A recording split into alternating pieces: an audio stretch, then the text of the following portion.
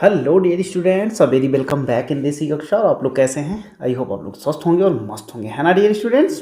तो चलिए आज हम लोग NST 9 जो हम लोगों ने कंप्लीट कर लिया डियर। अब इसी का हम लोग आज क्या करते हैं, आज हम लोग रीजनिंग वाला पोर्शन बिल्कुल हम लोग आज कर लेते हैं। और मैथमेटिक्स और हिंदी वाली भी वीडियो आपकी शूट हो चुकी है, वो भी आज पड़ जाएगी। तो हम लोग क्या करेंगे कि सारे के सारे पोर्शंस का अच्छे से रिवीजन करेंगे, जिससे कि हमारा मार्क्स बहुत ही गजब का आए। ओके, तो चलिए हम लोग स्टार्ट करते हैं। तो सबसे पहला पार्ट जो था पार्ट वन में आपको क्या करना था डियर स्टूडेंट्स। पार्ट वन में आपको ये देखना है कि सबसे डिफरेंट कौन सा है, सबसे डिफरेंट। तो आइए सबसे पहले हम लोग लेते हैं क्वेश्चन नंबर 1। क्वेश्चन नंबर 1 में जैसे ही हम लोग आते हैं डियर, देखिए यहाँ पे 2 क्रॉस किया है, यहाँ पे भी 2 क्रॉस किया है, यहाँ पे भी 2 क्रॉस किया है। बट यहाँ पे तीन के तीनों एक तीसरे को क्रॉस कर रहे हैं, इसलिए जो सबसे करेक्ट आंसर होगा डियर वो होगा अपना डी। तो पहले में D option is the correct option. Okay, चलिए क्वेश्चन नंबर जब सेकंड में हम लोग आते हैं डियर, क्वेश्चन नंबर सेकंड में देखिएगा कि एक वाई जैसा निशान बना है और इसके राइट हैंड साइड पे एक प्लस। उसके बाद यहाँ पे देखिएगा ये वाई जैसा निशान और इसके प्लस में यानी कि घड़ी की दिशा में ही ये प्लस का निशान यहाँ पे बना हुआ है। यहाँ पे भी देखिएगा तो ये घड़ी की दिशा में ही ये प्लस का निशान बना हुआ है, जबकि इसमें देखिएगा डियर तो ये एंटी क्लॉकवाइज है, यानी कि हम ये कह सकते हैं कि ये घड़ी की दिशा के विपरीत है। तो इसलिए हमारा जो सबसे अलग ऑप्शन होगा वो होगा बी। ओके, तो सेकंड में जो होगा वो बी। मेरे ख्याल से ये दोनों क्वेश्चन आपको बिल्कुल समझ में आए होंगे डियर। चलिए क्वेश्चन नंबर थर्ड लेते हैं। क्वेश्चन नंबर थर्ड में जैसे ही आते हैं, मेरे ख्याल से इसका तो आंसर आप हमसे पहले दे दोगे। चलो जल्दी से ट्राई मारो कि क्वेश्चन नंबर थर्ड में क्या होगा। जल्दी से ट्राई मारो भैया, से पहले आंसर अब की बार आपका आना चाहिए डियर। चलो कम ऑन, मेरे ख्याल से आपने जो भी कमेंट किया होगा बिल्कुल सही किया होगा। देखिए इसमें 1 2 3, इसमें 3 सर्कल थे और अंदर में त्रिभुज बना है। ओके डियर, और यहाँ पे देखो 1 2 3 4, यहाँ पे 4 सर्कल था और यहाँ पे चतुर्भुज बना हुआ है। यहाँ पे देखिए 1 2 3 4 5, यहाँ पे पांच सर्कल है और यहाँ पे अंदर में क्या है, 5 भुजाओं वाला पंचभुज बना है। लेकिन जरा डियर बी वाले में देखिएगा 1 2 3 है, लेकिन यहाँ पे चतुर्भुज बना है, यानी कि सबसे डिफरेंट क्या होगा, सबसे डिफरेंट थर्ड में आपका क्या होगा, बी ऑप्शन। ओके, तो मेरे ख्याल से ये भी आपको समझ में आया। चलिए क्वेश्चन नंबर 4 में आप सबसे पहले हमें बताइएगा कि इसमें देखिए RUN, यहाँ पे UNR, यहाँ पे NKU, यहाँ पे K वाला चीज़ जो है ना वो सबसे अलग आ जा रहा है, जबकि यहाँ पे देखिए RNU। तो सारी चीज़ों में RUN ये तीन की तीनों चीज़ें है ना सम्मिलित हैं, लेकिन ज़रा ध्यान से देखिएगा सी वाले ऑप्शन में कहीं से पता नहीं कहाँ से के आ गया है, तो सी वाला इसीलिए सबसे अलग है। ओके, तो मेरे ख्याल से आपको ये बातें बिल्कुल समझ में आई होंगी। चलिए अब हम लोग करते हैं पार्ट सेकंड में जैसे ही आते हैं डियर स्टूडेंट, सबसे पहले आपको निर्देश पढ़ने चाहिए कि प्रश्न संख्या 5 से 8 में बाईं ओर एक प्रश्न चित्र दिया गया है तथा दाईं ओर ABC तथा D से चिन्हित 4 उत्तर चित्र दिए गए हैं। उत्तर चित्रों से प्रश्न चित्र के समरूप चित्र को चुने, यानी कि क्या चुनना है आपको, बिल्कुल समान। क्या चुनना है, बिल्कुल समान चुनना है डियर स्टूडेंट्स। ओके, तो आप बिल्कुल टेंशन ना लीजिए। चलिए कम ऑन जल्दी से, ये वाला देखिए इसका मुंह इधर को है लेकिन इसका ऊपर को है, इसका मतलब ए वाला होगा ही नहीं, कतई नहीं होगा। ये देखिए ये सारे के सारे बाहर को हैं, लेकिन इनको देखिए ये जनाब अंदर जा रहे हैं, ये भी जनाब अंदर जा रहे हैं। तो ऐसे में आपका एक ही ऑप्शन बचता है और वो है D option. D is the correct one. Okay, चलिए आ जाइए क्वेश्चन नंबर नेक्स्ट पे। क्वेश्चन नंबर नेक्स्ट में जैसे ही आते हैं डी स्टूडेंट्स, जरा सा देखिएगा 6 में, यहाँ पे ये कटा हुआ है, यहाँ पे नहीं है, बिल्कुल इनको मारिए गोली, गए ख़त्म हो गए। यहाँ पे फिर देखिएगा, यहाँ पे इसमें जब आप आते हैं 6 में बी यहाँ पे देखिए ये तो बिल्कुल गया, और ये ये भी बिल्कुल गया, तो बिल्कुल करेक्ट आंसर आपका बी आएगा। This is one of the simplest reasoning. Okay, ये सबसे सिंपल होती है डियर स्टूडेंट्स, बशर्ते आपको थोड़ा सा कंसंट्रेशन लेवल अपना बना के रखना पड़ेगा। ओके, चलिए क्वेश्चन नंबर 7 में आ जाइए। आप मुझसे पहले आप बता दो यार, मुझसे पहले आप बता दो, क्या ए है? बिल्कुल नहीं है, क्योंकि यहाँ पे 3 है, यहाँ पे 2 ही है। ये भी नहीं होगा, ये भी नहीं होगा, तो सी वाला ऑप्शन बिल्कुल करेक्ट। 7 में सी, 7 में सी बिल्कुल दिख रहा है आपको। चलिए आ जाइए क्वेश्चन नंबर 8 में डियर स्टूडेंट्स। क्वेश्चन नंबर 8 में जब आप ध्यान लगा के देखोगे तो आपको ये पता चलेगा कि यहाँ पे 2 एरोज हैं, ये एरो इसमें है ही नहीं। ओके, और क्या है, यहाँ पे एक गोला है, ये गोला इसमें है ही नहीं। ओके, और क्या है, और क्या है, जल्दी से बता दो फटाफट डियर, फटाफट डियर बता दो जल्दी से, और क्या है। और यहाँ पे ये चीज़ होना चाहिए था, ये भी नहीं है, तो ये भी नहीं होगा।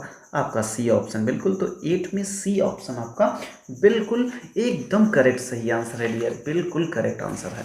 ओके, चलिए चलिए, आपको अगर इतनी बातें बिल्कुल समझ में आ गई हों डियर, तो चलिए फटाफट आप हमें ये बता दो कि पार्ट 3 में क्या करना है। पार्ट 3 में क्या है कि प्रश्न 9 से 12 में बाईं ओर एक प्रश्न चित्र दिया गया है जिसका एक भाग लुप्त दर्शाया गया है। दाईं ओर दिए गए उत्तर चित्र ए बी सी डी पर गौर करें तथा उस चित्र का पता लगाएं जिसको बिना दिशा परिवर्तन के प्रश्न चिन्ह के पैटर्न को पूरा करने के लिए प्रश्न चित्र में, है ना, के लुप्त भाग में बिठाया जा सकता है। ओके, तो यहाँ पे जो चीज़ गायब है डियर स्टूडेंट्स, वही चीज़ आपको फाइंड आउट करनी है। ओके, तो मेरे ख्याल से चीज़ें आपको बिल्कुल समझ में आ रही होंगी। तो चलिए डियर, हम लोग अब कोशिश करते हैं, और अब की बार ऐसा करो यार, मेरे से पहले आंसर दे दो, दिल खुश हो जाएगा। चलो कम ऑन जल्दी से। तो अब इसकी पहली बात तो डायरेक्शन ऐसी होनी चाहिए, जरा देखो, ये तो बिल्कुल से नहीं होगा। ओके, ये भी बिल्कुल से नहीं होगा। बात आती है, ये भी नहीं होगा क्योंकि यहाँ पे ब्लैक होना चाहिए, तो ऐसे में सी ऑप्शन आपका 9 में C is the correct answer. Okay, चलिए आ जाइए क्वेश्चन नंबर 10। क्वेश्चन नंबर 10 में जैसे ही अपन आते हैं डियर स्टूडेंट्स, देखिएगा यहाँ पे एक सर्कल वाला पार्ट होना चाहिए, ये बिल्कुल नहीं होगा।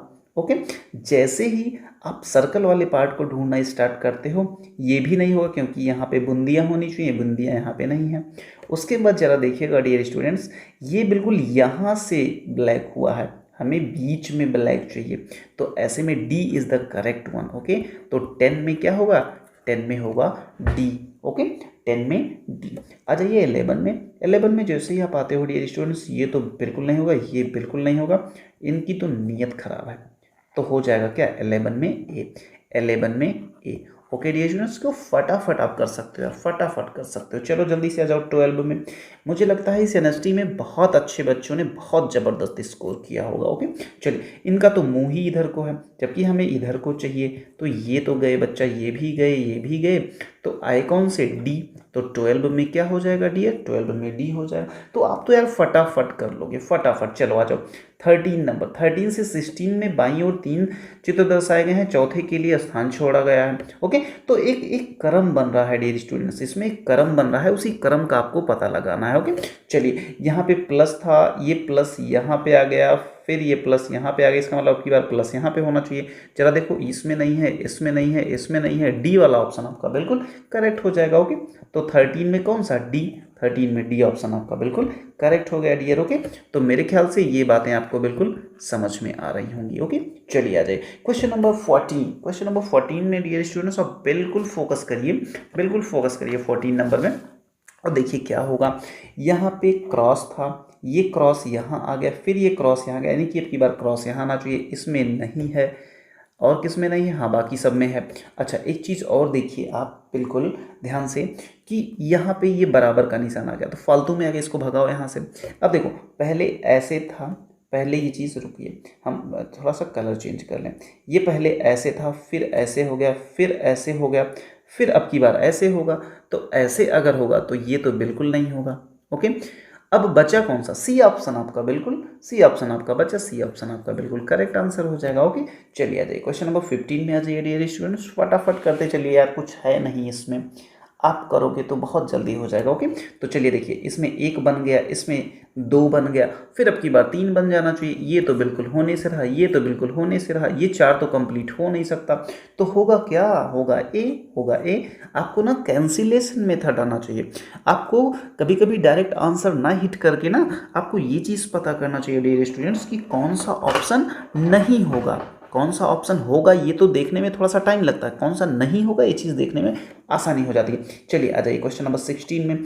यहाँ पे गोला था, यहाँ पे गोला आया, फिर यहाँ पे अब की बार गोला यहाँ पे आना चाहिए, तो ये तो होगा नहीं, ये तो होगा नहीं, बचा ये और ये। अब की बार देखिए, ये चीज़ यहाँ पे था, फिर यहाँ पे था, यहाँ पे, अब की बार ये चीज़ यहाँ पे आना चाहिए, तो फिर क्या होगा, ये भी नहीं होगा। बी वाला ऑप्शन आपका बिल्कुल करेक्ट हो जाएगा। ओके, तो 16 में आपका बी हो जाएगा। आइए डियर फटाफट क्वेश्चन नंबर 17। क्वेश्चन नंबर 17 को बहुत ही ध्यान से देखिएगा डियर, बहुत ध्यान से, तो आपको ये मिलेगा कि ये बंदा जो है ना ऐसे मुड़ गया है। ओके, तो अब की बार हमें ये बताओ, अब की बार हमें ये बताओ, ये चीज़ इधर आ जाए, है ना, ये चीज़ इधर आ जाए, तो वैसे ही ये जो है, ये जो है, ये कहाँ हो जाएगा, ये बिल्कुल ऐसे फ्लिप कर सकता है। कैसे, कैसे कर सकता है, ये चीज़ बिल्कुल इधर आ जाए, तो ये होगा क्या, बिल्कुल नहीं, ये तो बिल्कुल नहीं, ये तो होने से रहा। डी वाला ऑप्शन आपका बिल्कुल करेक्ट दिख रहा है, डी वाला ऑप्शन आपका बिल्कुल करेक्ट दिख रहा है। चलिए आ जाए क्वेश्चन नंबर 18 में, फटाफट करते चलिए, फटाफट करते चलिए, कोई बड़ी बात है ही नहीं। इसमें क्या हुआ कि कुछ नहीं हुआ, बस ये बड़ा हो गया। इसमें क्या होगा, कुछ नहीं होगा, ये बड़ा हो जाएगा। तो अगर बड़ा हो जाएगा तो बी वाला ऑप्शन आपका बिल्कुल तुरंत सही हो जाएगा। ओके, तो टेंशन नहीं लेना है, बिल्कुल आपको ये चीज़ देखते रहना डियर स्टूडेंट्स कि हम गलती ना करने पाएँ, क्योंकि हमें टाइमिंग का इशू होता है, टाइमिंग कम और हमारा दिमाग ज़्यादा तेज़ काम करना चाहिए। ओके, अब की बार देखिए, ये क्या हो गया, ये बाहर चला गया, ये बाहर चला गया, ये जहाँ पे था वैसे ही रह गया, और ये बाहर से अंदर आ गया। तो अब की बार क्या होगा कि ये जो अंदर में सर्कल है, सर्कल सबसे बाहर चला जाएगा। सर्कल सबसे बाहर कहाँ है, क्या इसमें है, नहीं, क्या इसमें है, नहीं, क्या इसमें है, नहीं, तो सी वाले ऑप्शन को पकड़ लो, 19 में सी, फटाफट कर लो। ओके, चलो क्वेश्चन नंबर 20। क्वेश्चन नंबर 20 में देखो, ये इधर को था, ये पूरा का पूरा 90 डिग्री रोटेट कर गया। ये इधर को था, अब 90 डिग्री इधर रोटेट कर गया। क्या ये होगा, बिल्कुल नहीं, है ना, बिल्कुल नहीं। अब देखो, ये चीज़, एक चीज़ और हुआ है कि ये चीज़ फ्लिप हुआ है, ये डाउनवर्ड आएगा। अगर ये डाउनवर्ड आया तो ये इधर है, तो जब ये इधर जाएगा तो ये इधर आएगा। ओके, तो ये भी नहीं, ये भी नहीं, ऑप्शन आपका आएगा बी, 20 में बी। अब की बार क्या करना, आप मेरे से पहले आंसर करो, आप मेरे से पहले 21, 22, 23, 24, इन चार के चारों आंसर्स को आप मुझसे, है ना, आप मेरे से पहले आंसर करो डियर। देखो तो ट्राई मारो, ट्राई मारो। ये 40 के 40 क्वेश्चन ज़्यादा से ज़्यादा 15-20 मिनट में हो जाने चाहिए अपने आप। देखो, इसमें ये होगा, बिल्कुल कतई हो ही नहीं सकता, हो ही नहीं सकता। इसका इतना छोटा सा है, ये भी नहीं होगा, ठीक है, ये तो हो ही नहीं सकता। C option is the correct, C option is the correct. Okay, मेरे ख्याल से आप बिल्कुल बातों को पकड़ रहे हैं बहुत अच्छी तरीके से। चलिए आ जाइए क्वेश्चन नंबर 22 में। क्वेश्चन नंबर 22 में जैसे आते हो भाई, क्या दिखता है आपको, क्या आपको दिखता है कि अगर हम इसको ऐसे पूरा कर दें, अगर हम इसको ऐसे पूरा कर दें तो ये बात बन जाएगी कि नहीं, बिल्कुल बन जाएगी। तो ऐसे अगर हम पूरा करते हैं तो क्या बात बनती है, ये बिल्कुल नहीं होगा, ये बिल्कुल नहीं होगा, ये होने से रहा, ए वाला बिल्कुल करेक्ट हो जाएगा, ए वाला बिल्कुल करेक्ट हो जाएगा। चलो आ जाओ जल्दी से फटाफट। अब आ जाओ 23 नंबर में। 23 नंबर में जैसे अपन आते हैं भाई, इनका तो मुंह उधर को है, तो बिल्कुल पॉसिबल ही नहीं है, ये भी नहीं, ये भी नहीं। बी ऑप्शन आपका बिल्कुल करेक्ट, बी ऑप्शन आपका बिल्कुल करेक्ट। 24 में आ जाओ डियर, 24 में आ जाओ। इसको आप ऐसे पूरा कर दो, ऐसे, ऐसे। तो जैसे ही आप ऐसे पूरा करोगे, जैसे ही आप ऐसे पूरा करोगे, क्या होगा, ये चीज़ भी इधर पूरी होने की कोशिश करेगी, तो यहाँ पे हो जाएगा थोड़ा सा ऐसे। और जब ऐसे होता है तो ज़रा देखो, क्या ये बिल्कुल नहीं, बिल्कुल नहीं, बिल्कुल नहीं, ए ऑप्शन आपका बिल्कुल करेक्ट हो जाएगा। ओके, चलिए, तो बहुत ज़्यादा हम लोगों को इधर उधर भटकने की नीड नहीं है, बहुत ज़्यादा, है ना, चीज़ों को बहुत ज़्यादा परेशान होने की नीड नहीं है। बशर्ते आप बिल्कुल, आप अपना कंसंट्रेशन लेवल बना के रखिए, सारी चीज़ें आपकी बिल्कुल मस्त सही हो जाएंगी। ओके, चलिए डियर स्टूडेंट्स, आ जाइए क्वेश्चन नंबर 25। क्वेश्चन नंबर 25 में जैसे ही अपन आते हैं, चलो देखिएगा, इसका जब मिरर वाला फॉर्मेशन करना ना, मिरर पे कैसे होता है, तो मिरर में क्या होता है, जस्ट 180 डिग्री फ्लिप हो जाता है। 180 डिग्री जब फ्लिप होगा तो क्या होगा, ये बिल्कुल, ये तो होगा ही नहीं। क्या ये होगा, ये भी बिल्कुल होगा ही नहीं, ये चीज़ हो ही नहीं सकती। सी वाला option is the correct, C is the correct. आज एक क्वेश्चन नंबर 26, क्वेश्चन नंबर 26 में जैसे ही आते हैं डियर, ज़रा ध्यान दीजिएगा, ये चीज़ ऐसे हो जाती है और फिर ये चीज़ ऐसे हो जाएगी। क्या ऐसा है कहीं? क्या ऐसा है कहीं? क्या ऐसा है कहीं? ऐसा बस हमें एक ही जगह दिख रहा है, वो है आपका ये तो बिल्कुल नहीं, ये तो बिल्कुल नहीं, ये तो बिल्कुल नहीं। A is the correct answer, A is the correct answer. जब आप FAN फैन को मिरर के सामने रखोगे तो सबसे पहले यहाँ तो यन होगा, फिर ए होगा और फिर आपका क्या होगा डियर, फिर आपका यहाँ पे एफ होगा। इस तरह से चीज़ें अगर मिलती हैं तो क्या मिल रही हैं? यहाँ बिल्कुल मिल ही नहीं रही हैं, यहाँ पे बिल्कुल मिल ही नहीं रही हैं। अच्छा हाँ, एक एक चीज़ ध्यान दीजिएगा, बी वाले में एक चीज़ ध्यान दीजिएगा कि ये तो बिल्कुल पॉसिबल ही नहीं है, और सी वाला तो बिल्कुल पॉसिबल ही नहीं है। तो आपका B is the correct answer, B is the correct answer. Okay, चलिए क्वेश्चन नंबर 28 में आ जाइए। क्वेश्चन नंबर 28 में ये चीज़ बिल्कुल इधर चली जाएगी, ठीक है, और ये जो है ये ऐसे चला जाएगा और ये ऐसे चला जाएगा और ये चीज़ इसके ऊपर आ जाएगी और ये वाला नीचे आ जाएगा। ओके, तो इस तरीके से क्या दिख रहा है आपको? ए तो बिल्कुल है नहीं, बी तो बिल्कुल है नहीं, ये तो है नहीं, सी वाला, C is the correct one, C is the correct one. Okay, तो मेरे ख्याल से चीज़ें आपको बिल्कुल फटाफट समझ में आ रही हैं डियर स्टूडेंट्स, बिल्कुल टेंशन लेने की नीड ही नहीं है। और यार paper cutting and folding, this is one of the simplest, okay, this is one of the simplest reasoning. इसमें बहुत मज़ा आता है, बशर्ते आप अपना कंसंट्रेशन लेवल मस्त बना के रखिए। देखिए ये क्या किया कि एक बार ऐसे फोल्ड किया, एक बार ऐसे, तो 2 बार हुआ है। 2 का मतलब जो भी चीज़ें होंगी वो 4 बार अकर हो रही होंगी, 4 बार चीज़ें अकर हो रही होंगी। तो ज़रा देखिएगा कि इसमें कौन सा करेक्ट है। तो यहाँ पे है तो यहाँ पे भी बन जाएगा और ये चीज़ यहाँ पर भी बन जाएगा। तो इस तरीके से आकृति ये तो होगी नहीं, ये तो होगी नहीं, ये होगी नहीं। A is the correct one, A is the correct one. बहुत बढ़िया। चलिए डियर स्टूडेंट, क्वेश्चन नंबर 30 मेरे से पहले आप बता दो यार, मज़ा आ जाए। उसके बाद ये दो फोल्ड लगा, जब यहाँ पे इसने काट ही दिया है, जब यहाँ पे इसने काट ही दिया है तो काटने के बाद कम से कम 4 4 4 4 4, ओके, और मिड में बनेगा तो एक यहाँ बनना चाहिए, एक यहाँ बनना चाहिए। क्या इस तरीके का कुछ है क्या? इस तरीके का केवल एक ही दिख रहा है और वो है सी। ये तो बिल्कुल पॉसिबल ही नहीं है डियर, ये भी पॉसिबल नहीं है। तो C is the correct one. Okay, चलिए क्वेश्चन नंबर 31 एंड 32। आप मेरे से पहले आप करो यार, पहले आप करो, ऐसे मज़ा नहीं आएगा, ऐसे मज़ा नहीं आएगा यार, ऐसे मज़ा नहीं आने वाला। देखो एक बार ये ऐसे किया, फिर ये ऐसे किया, अब इसका मतलब एक बना, एक बनने का मतलब क्या है? एक, ये 4 के 4 ये बनना चाहिए, बिल्कुल नहीं, बिल्कुल नहीं, बिल्कुल नहीं। C is the correct one. Okay, C is the correct one, C is the correct one dear. बहुत बढ़िया डियर, आप बहुत अच्छा कर रहे हो यार। क्वेश्चन नंबर 32 में आ जाइए। क्वेश्चन नंबर 32 ऐसे की, एक बार किया, 2 बार किया, फिर एक बार किया। इसका मतलब समझ रहे हो ना, इसका मतलब समझ रहे हो ना, इसका मतलब अभी आप समझे नहीं क्या? इसका मतलब ये चीज़ें 2 बार आपको मिलने वाली हैं और कितनी बार? 4 जगहों पे मिलने वाली हैं। तो क्या ये बिल्कुल नहीं? हाँ, अब बात आती है कि ये जो ए वाला है और ये जो सी वाला है, इन दोनों में ज़रा ध्यान से देखिएगा। हाँ, एक चीज़ मिली है कि भाई ये इसी डायरेक्शन में होगा, ये इसी डायरेक्शन में होगा, यहाँ पे ऐसे हो गया, इसलिए सी नहीं होगा, ये भी नहीं होगा। तो A is the correct one, A is the correct one. तो 32 तक डियर स्टूडेंट्स मुझे लगता है कि आपको कोई भी दिक्कत होने वाली नहीं है। 32 तक आपको कोई दिक्कत होने वाली नहीं है। बहुत ही बेहतरीन डियर। कम ऑन, आ जाओ जल्दी से। क्वेश्चन नंबर 33, आपको इसको बनाना है, आपको इसको कंप्लीट बनाना है और एक फिगर बना देना है, एक फिगर बना देना है। चलो देखते हैं क्या होगा। भाई ये तो कहीं अपन को मिल ही नहीं रहा है। चलो देखो, ये चीज़ क्या कहीं मिल रही है? क्या ये चीज़ कहीं मिल रही है? ये चीज़ भी हमें नहीं मिल रही है। कि मिल रही है? अरे ध्यान से देख लो, ध्यान से देख लो। अच्छा चलो एक चीज़ और ट्राई मारो। ये चीज़ ये चीज़ कहीं मिली? ओके, फिर ये चीज़ कहीं मिली? हाँ बिल्कुल मिली। क्या ये चीज़ कहीं मिली? बिल्कुल। तो ये तो बिल्कुल आपका होने से रहा। अब बात आती है बी और सी में। बी और सी में आपका जो सबसे करेक्ट लग रहा है डियर, बी और सी में ज़रा बहुत ध्यान से देखिएगा, बी और सी में बहुत ध्यान से देखिएगा। सी वाला भी नहीं होगा आपका, वो जो सबसे करेक्ट आंसर है वो है B. B is correct one. Okay, क्योंकि ये वाला यहाँ आपको मिल जा रहा है, ये वाला यहाँ आपको मिल जा रहा है और ये वाला आपको यहाँ मिल जा रहा है। ओके, चलिए तो 33 में डियर स्टूडेंट्स आपका बी आंसर होगा। चलिए 34 में आ जाइए। 34 this is very very nice question dear, very nice. चला देखिएगा, ये चीज़ तो मान लो अगर यहाँ मिल जा रही, ये चीज़ यहाँ मिल जा रही है, तो बचा क्या? बचाइए, ये चीज़ यहाँ मिल गई आपको।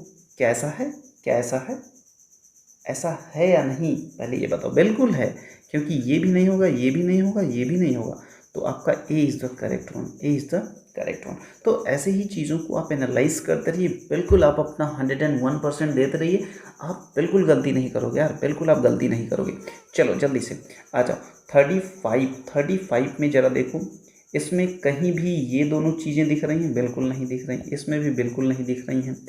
अब आइए आप सी और डी में, सी और डी में ये बात करनी है, और ये थोड़ा सा लिटिल बिट बहुत ही गुड क्वेश्चन है। तो ये वाली चीज़ अपन को यहाँ मिल गई, ये वाली चीज़ अपन को यहाँ मिल गई, ये दोनों बगल में मिल गए। ओके, कोई दिक्कत? तो सी को आप सेलेक्ट कर लीजिए, C is correct one. Okay, C is correct one. Okay, चलो question number 36 dear. Question number 36 में जैसे ही अपन आते हैं तो 1 2 3 ब्लॉक्स, तो 1 2 blocks, no no no no no, B B B B B B for ball, B for ball, एकदम correct answer dear, एकदम correct answer, B is correct answer. चलिए जो सबसे लास्ट टाइप का है, इसको जरा देखिएगा कि क्या करा है। 37 से लेकर 40 में बाईं ओर एक प्रश्न आकृति दिया गया है तथा दाईं ओर ए बी सी और डी से चिन्हित 4 उत्तराखंड दर्शाए गए हैं। उत्तर चित्रों से उस चित्र को चुने जिसमें प्रश्न चित्र छिपा सम्मिलित है। ओके, वही बात है कि ये कहाँ पे है। जैसे ये है ना, तो ये देखो कहाँ पे है। तो आपको ये चीज़ आपको ना बहुत बहुत प्यार से देखना पड़ेगा। इसमें कहीं भी, इसमें क्या कहीं भी ऐसी आकृति बिल्कुल नहीं दिख रही है। चलो डियर, यहाँ पे देखो, ये चीज़ चाहे जहाँ पे भी आप देख सकते हो, तो ये आपको मिल जाएगा। इसमें भी नहीं मिलेगा, इसमें भी। तो B is the correct one, B is the correct one. आ जाइए क्वेश्चन नंबर 38। क्वेश्चन नंबर 38 में ये चीज़ आपको ढूंढना है, ये चीज़ आपको, अरे यार ये चीज़ तो ये देखो, ये देखो, ये दिखा कि नहीं आपको?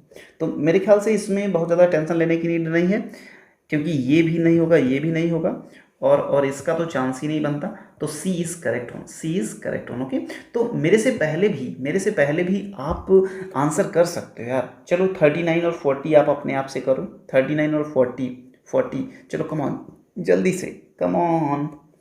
अरे यार ये चीज़ जी आपको देखना है ना, ये जेड जैसी आकृति कहाँ पे है?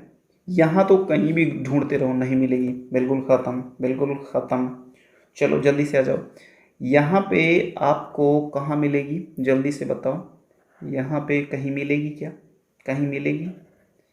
ये ऐसी तो नहीं मिलने वाली कि इक्वल पार्ट में हो, नहीं मिलने वाली। अच्छा यहाँ पे, यहाँ से चले यहाँ तक, यहाँ तक, तो I think D is a correct one. Okay, D is a correct one, D is a correct one. चलो 40 में this is last question of this reasoning portion. Okay, तो मेरे ख्याल से आप कर दो, आंसर कर दो यार। ये अलग अलग है तो बिल्कुल हो ही नहीं सकता, ये बिल्कुल नहीं। तो जो ये देखो, ये यहाँ पे दिख रहा है, B is the correct answer. Okay, तो इस तरीके से है ना, इस तरीके से डियर स्टूडेंट्स हम लोगों ने क्या किया, हम लोगों ने किया पूरा का पूरा पोर्शन हम लोगों ने कवर कर लिया। और इसमें मेरे ख्याल से आप लोग 40 आउट ऑफ 40 ला भी रहे होगे। तो देखो यार, कमेंट करो ऐसे लोग जो 40 आउट ऑफ 40 बिल्कुल करेक्ट कर रहे होंगे। अपना नाम लिखना कि भैया मेरा नाम ये है, मेरा 40 आउट ऑफ 40 आ रहा है। क्योंकि मुझे यार तुम लोगों के क्या कहते हैं कि इसके कमेंट्स हम आप लोगों के पढ़ते हैं, और कमेंट्स पढ़ के ना मुझे बहुत मज़ा आता है। तो मैं ये कह रहा हूँ डियर स्टूडेंट्स, आप सारे लोग कमेंट बिल्कुल प्रॉपर करते रहिए, हर एक चीज़ बिल्कुल कनेक्टेड रहिए, जिससे कि हम लोगों का सिलेक्शन अब की बार कोई भी माई का लाल रोक ना पाए। क्योंकि भाई अब की बार नवोदय पार, अब की बार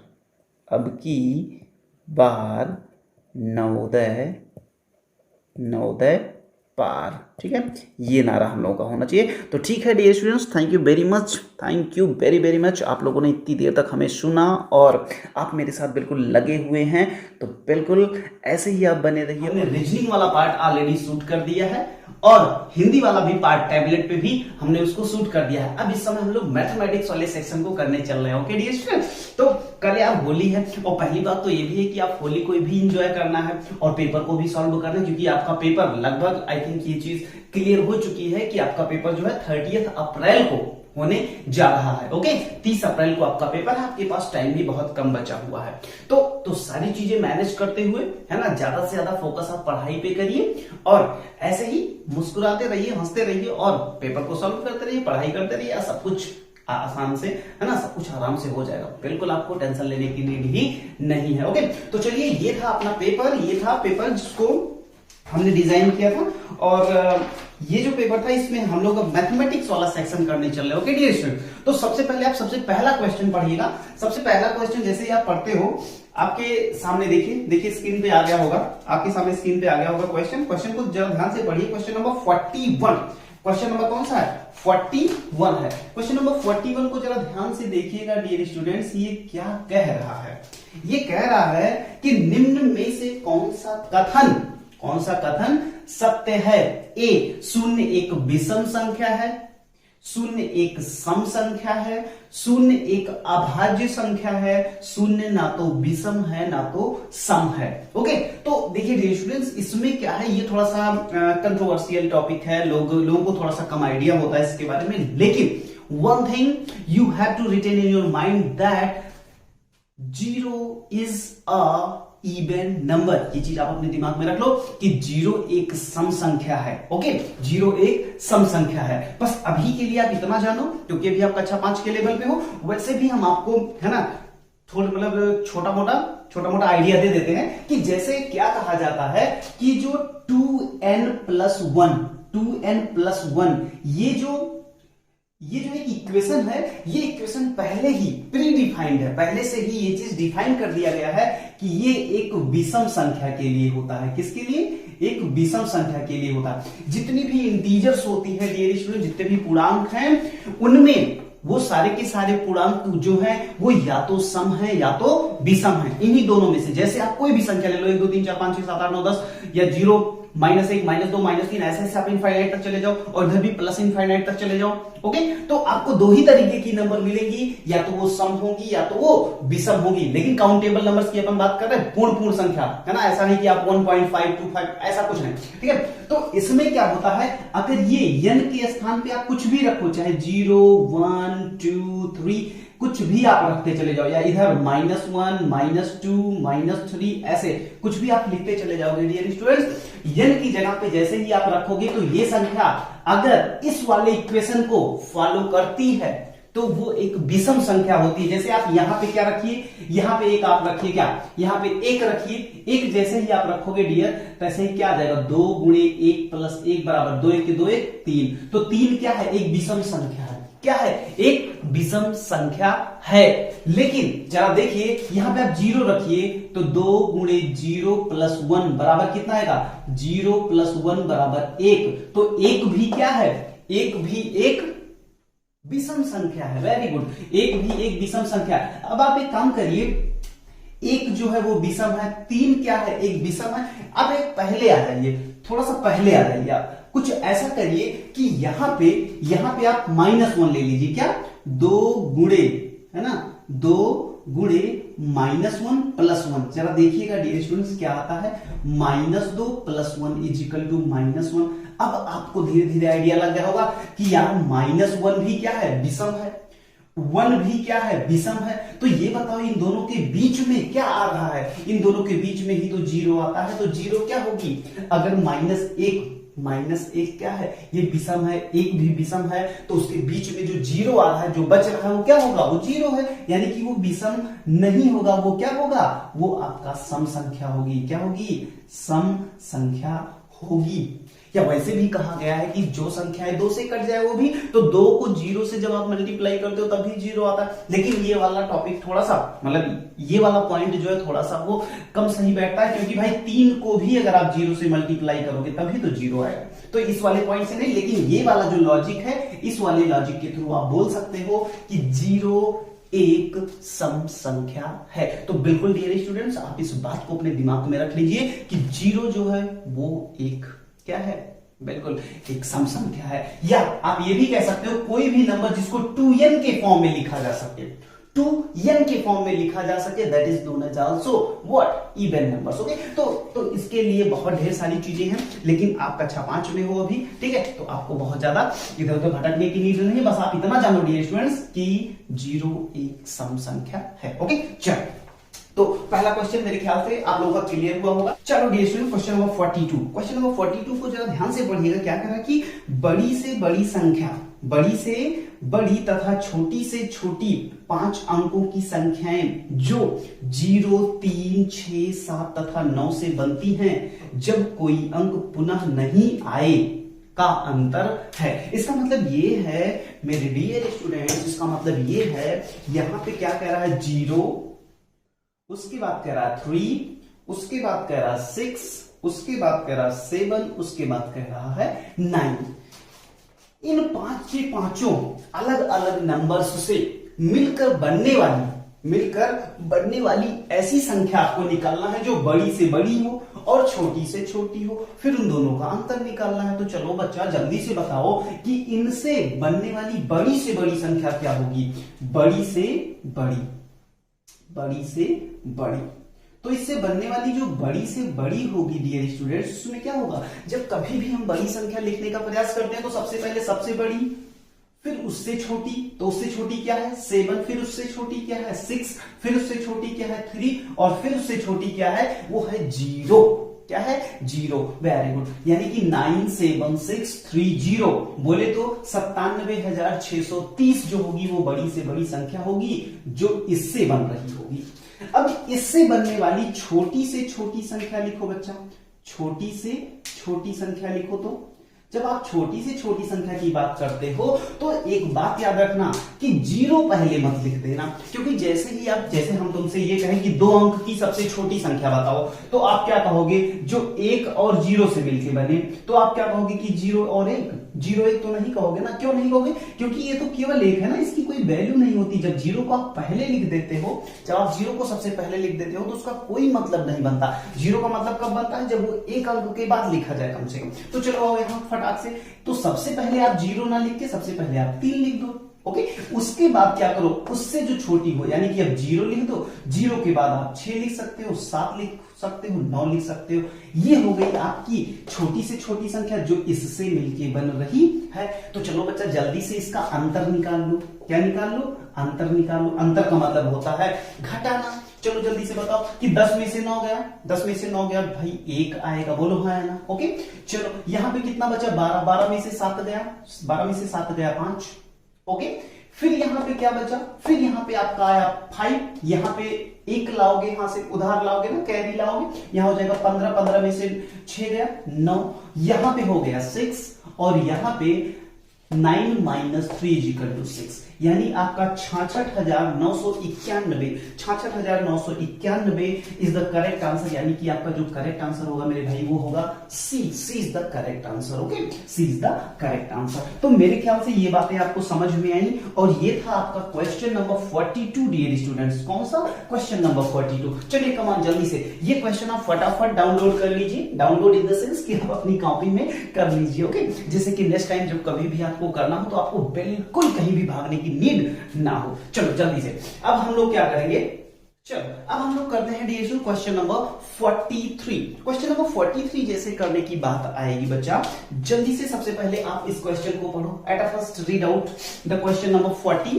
क्वेश्चन नंबर 43। क्वेश्चन नंबर 43 जब आप पढ़ने चलते हो तो क्वेश्चन नंबर जब आप 43 पढ़ने, क्वेश्चन नंबर 43 डियर स्टूडेंट्स आप पढ़ना शुरू करो। पहले आप पढ़ो क्या कह रहा है कि 5, पहले इसको लिख लो है ना, पहले आप देख लो क्वेश्चन कि 5, 8, 4, 3, 5, 6 में 5 अंक के स्थानीय मूल्यों का योग क्या है। ओके, तो देखो सबसे पहले ये क्वेश्चन क्या है, ये क्वेश्चन है 5, 8, 4, उसके बाद क्या है 3, 56। ओके, ये है आपका नंबर। ये क्या है डियर? ये आपका नंबर है। अब इसमें जरा ये बताओ बच्चा कि ये जो है इसका स्थानीय मान क्या होगा, इसकी प्लेस वैल्यू क्या होगी? आप 5 लिख के एक 0 लगाओगे। Very nice. अच्छा ये बताओ इस 5 का क्या होगा?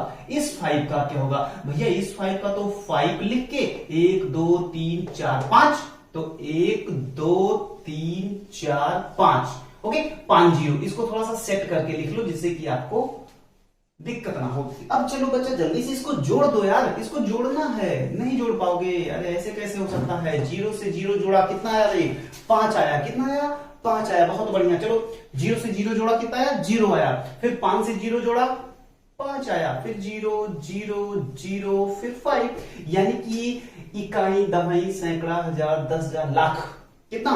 5,50,000। ये होगा आंसर आपका डियर। जरा देखिएगा कि कौन सा ऑप्शन आपका सही है। आपका डी वाला ऑप्शन बिल्कुल सही है। कौन सा? डी वाला ऑप्शन आपका बिल्कुल सही है। तो इस तरीके से हमारा क्वेश्चन नंबर 43 भी हुआ। आप लोग इतना स्मार्ट हो चुके हो यार। ये 9th एनएसटी कर रहे हैं, ये एनएसटी 9 कर रहे हैं, नवोदय स्कॉलरशिप या नवोदय सिलेक्शन टेस्ट का नौवा है ना, 9वां सेट हम लोग आज तोड़ रहे हैं, फोड़ रहे हैं। तो अब तक आपको इतना आइडिया तो आ ही गया होगा कि आप ऐसे क्वेश्चंस को तो फटाफट मुंह जबानी ही निकाल दे रहे होंगे। ओके, तो चलिए ठीक है। क्वेश्चन नंबर 43 अगर आपका हो गया तो अब हम लोग करते हैं question number 45। Question number 45। Okay, चलो बच्चा पार्टी, क्वेश्चन नंबर आप लीजिए, क्वेश्चन नंबर 44। क्वेश्चन नंबर 44 को जरा देखिएगा अपनी स्क्रीन पे। आपका क्वेश्चन क्या कह रहा है? प्रथम 100 प्राकृतिक संख्याओं में 3 और 5 दोनों से विभाजित होने वाली संख्याओं की संख्या बताइए। तो डियर स्टूडेंट, प्रथम 100 का मतलब ये हो गया कि 1 से शुरू करो और कहां तक जाओ? ये जाओ आप 100 तक। 1 से लेकर 100 तक कितनी ऐसी संख्याएं हैं डियर स्टूडेंट्स जो 3 और 5, किससे? 3 और 5 दोनों से विभाजित होती हो, दोनों से विभाजित होती हो डियर स्टूडेंट्स। ये आपका क्वेश्चन नंबर है 44। क्वेश्चन नंबर 40 बिल्कुल टफ नहीं है, बिल्कुल टफ नहीं है। थोड़ा सा दिमाग लगाओ कि 3 और 5 से जो संख्याएं विभाजित होंगी, क्या वो 15 से? अगर क्या वो 15 से विभाजित नहीं होंगी, इन दोनों को मल्टीप्लाई कर दिया करो मेरे भाई, आ जाएगा 15। अब ये देख लो कि 15 से कटने वाली कितनी संख्याएं हैं जो 1 से 100 के बीच में है। अरे भाई 15 का पहाड़ा पढ़ना शुरू करो। जितनी बार पहाड़ा जाए 100 से पहले या 100 तक उतनी संख्याएं हो जाएंगी। तो 15 छक्का 90, हमारा तो आंसर आ गया 6, डायरेक्ट आ गया 6। लेकिन आपको विश्वास नहीं पड़ता है तो देखिए 15 के 15, 15 दूना 30, 15 तीन 45, 15 चौके 60, 15 बचे 75, 15 बचे 75 और 15 छक्का 90। देखिए 1 2 3 4 5 6 नंबर ऐसी हैं डियर स्टूडेंट्स जो 3 और 5 दोनों से कटेंगी। इसका मतलब ये हुआ कि जो 15 से कटेंगी। ओके, 3 और 5 से, उसका पूछने का मतलब यही था कि जो 15 से कट रही हो, तो 15 से कटने वाली how many numbers are there which is divisible by 15? That is 6 numbers यार, 6 नंबर ही तो हैं। तो चलिए इसका भी आपका जो आंसर है डियर, वो आंसर आपका डी है। कौन सा है? D answer is the correct answer. Okay, तो बिल्कुल यार टेंशन लेने की नीड नहीं है। नवोदय विद्यालय बहुत बड़ी तोप वाला एग्जाम नहीं है कि बहुत बड़ी तोप है, उसको अपन बिल्कुल फोड़ नहीं पाएंगे। बिल्कुल फोड़ देंगे यार, बस थोड़ा सा तुम्हारे अंदर डिटर्मिनेशन हो, थोड़ा सा जबरदस्त लगन हो तो सब कुछ फोड़ा जा सकता है। कोई भी ऐसी चीज नहीं है जो आप एग्जाम दे और उसका रिजल्ट ना आए। पॉजिटिव रिजल्ट हमेशा आता है, बशर्ते क्या हो, एक जबरदस्त आप में लगन हो, मस्त एकदम पढ़ाई करने का जज्बा हो, बस और कुछ नहीं। ठीक है, बहुत ज्यादा हवा हवाई वाली बातें अपन नहीं करते, बस बातें वो करो जो आपके काम की हो। ओके, हाँ चलो आ जाओ क्वेश्चन नंबर 45। क्वेश्चन नंबर 45 को देख लो डियर। क्वेश्चन नंबर 45 को देखो यार, निम्न में से कौन सी एक संख्या 3 4 5 6 से भाज्य है? अरे मेरे भाई यहीं पे देखो, यहीं पे देखो, 3 4 5 6 से भाज्य हो। वो ऐसी संख्या ढूंढो जो 3 से भी कट जाए, 4 से भी कट जाए, 5 से भी कट जाए, 6 से भी कट जाए। क्या करोगे? वेरी गुड, वेरी गुड, बहुत बढ़िया। तुम में से कुछ लोग ऐसा बोल रहे हैं, मुझे ऐसा लग रहा है तुम्हारी आवाज मेरे कानों तक आ रही है। कुछ लोग बोल रहे हैं कि भैया फटाफट इसका लासा ले लो, लासा ले लो, लासा ले लो। तो लासा ले लो, क्या दिक्कत है? 6 5 4 3 मुंह जबानी बताने की कोशिश करो यार, मजा आ जाए, मजा आ जाए। भैया 3 है, डायरेक्ट ले लो। 6 और 4 में से 2 ले लो और 3 ले लो और 5 ले लो, भैया इसको मल्टीप्लाई कर लो यार, जो आपका आंसर आएगा आ जाएगा। अब 3 अब देखो 3 3 9 दुनिया 18 पंचे 90, कितना 90। 90 तो आएगा क्या, इससे छोटी भी कोई ऐसी संख्या है जो इसमें से हो, क्या है भैया 60 भी तो आ सकता है यार, 60 भी आ सकता है, 60 भी आ सकता है। तो 90 से छोटी तो 60 है, तो 60 को ही पकड़ लो, क्या पकड़ लो, 60 को ही पकड़ लो, ठीक है। और वैसे अगर सबसे ज्यादा दिक्कत हो तो ऐसा करो, तुम एक काम करो, तुम 95 में पढ़ो ही ना, तुम फटाफट गुणनखंड ही काट लो। चलो सबसे पहले 2 से ही काट लो, तो 3 आएगा, 2 आएगा, 5 आएगा, 3 आएगा, फिर 3 से काट दो, 1 आएगा, 2 आएगा, 5 आएगा, 1 आएगा, तो 5 दूनी 10, 10 तिया 30, 30 दूना 60, यानी कि 2 गुणे 3 गुणे 2 गुणे 5, ओके, 2 गुणे 3 गुणे 2 गुणे 5, बोले तो कितना, 5 दूनी 10 तिया 60 दूना 60, अरे भाई 3 5 दूना 10 तिया 30 दूना 60, 60 will be your answer. Okay dear students, कितना 60 आएगा। B for ball, B for Bombay, B for ball, बिल्ली। ओके चलो, तो इसमें आपका answer B is the correct answer. Okay चलिए डियर स्टूडेंट्स, अब हम लोग देखते हैं क्वेश्चन नंबर 46। क्वेश्चन नंबर 46 पढ़ने में कुछ लोगों ने गलती कर दी, जिसकी वजह से वो लोग क्वेश्चन को गलत कर दिए। लेकिन आपको वो गलती बिल्कुल नहीं करनी है डियर स्टूडेंट्स। जल्दी से देखो -1 को -1 से 100 बार गुणा करो यार, तो -1 गुणे -1 गुणे -1, ऐसे ऐसे कितनी बार, 100 बार बच्चा, 100 बार। और माइनस, अच्छा ये बताओ, माइनस गुणे माइनस अगर 2 बार हो तो क्या हो जाता है, प्लस। अच्छा ये बताओ, अगर 4 बार हो तो प्लस, 6 बार हो तो प्लस, यानी कि अगर सम संख्या बार आए, अगर 2 4 6 8 ये सब क्या है, सम संख्याएं हैं, यानी कि अगर 2 बार गुणा करो या 4 बार या 6 बार या 100, मतलब अगर 100 तो 100 सम है कि विषम, भैया सम है, तो अगर सम है तो इसका मतलब आएगा प्लस। और 1 गुणे 1, तो कहते हैं 1 लाख बार 1 को गुणा कर लो, कितना आएगा आंसर, 1 ही आएगा, तो +1 आएगा आंसर डियर स्टूडेंट्स। इसमें कुछ लोगों ने क्या किया कि भैया +1, उसके बाद इसको 100 बार, तो उसको 101 पहुंचा दिए, क्या पहुंचा दिए, 101। नो नो नो बच्चा, ये कह रहा है कि -1 को -1 से 100 बार गुणा करना है। बात को समझो, वो इसका मतलब ये हुआ कि 100 बार मल्टीप्लाई करना है। -1 इंटू -1 कितनी बार, हाउ मेनी टाइम्स, 100 टाइम्स। और जब आप 100 टाइम्स करोगे तो माइनस माइनस क्या होगा, मल्टीप्लाई होकर प्लस निकल के आएगा। 1 को 1 लाख बार अगर आप भी गुणा कर लो तब भी आंसर 1 आएगा, तो आंसर विल बी +1 और आंसर है ए फॉर एप्पल। ओके, तो आंसर आपका ए है। मुझे ऐसा लगता है क्वेश्चन नंबर 46 तक आपको कोई दिक्कत नहीं होगी। अब हम करते हैं बोर्ड को क्लीन और लेते हैं अगला question. Okay dear students, very good. चलो डियर स्टूडेंट्स, अब आ गया आपका क्वेश्चन नंबर 47। क्वेश्चन नंबर 47 एक छोटा सा क्वेश्चन था जो आपकी स्क्रीन पे आ गया होगा। इसको जरा देखिए और इसको आपको क्या करना है, आपको इसे सॉल्व करना है। तो देखिए क्वेश्चन क्या था, क्वेश्चन था 15 सही 1/2 माइनस ब्रैकेट में 12/5 गुणे 5/8 प्लस ब्रैकेट में 7 + 1 है ना, 1 सही 3/4 ये हो गया, और उसके बाद बड़ा ब्रैकेट बंद हो गया और गुणा 2 हो गया। ओके, तो कुछ नहीं करना होता है, एक एक स्टेप करके आप आगे चलते चलो, ये फटाफट सॉल्व हो जाएगा। तो 15 दूना 30 है 31/2, बहुत बढ़िया।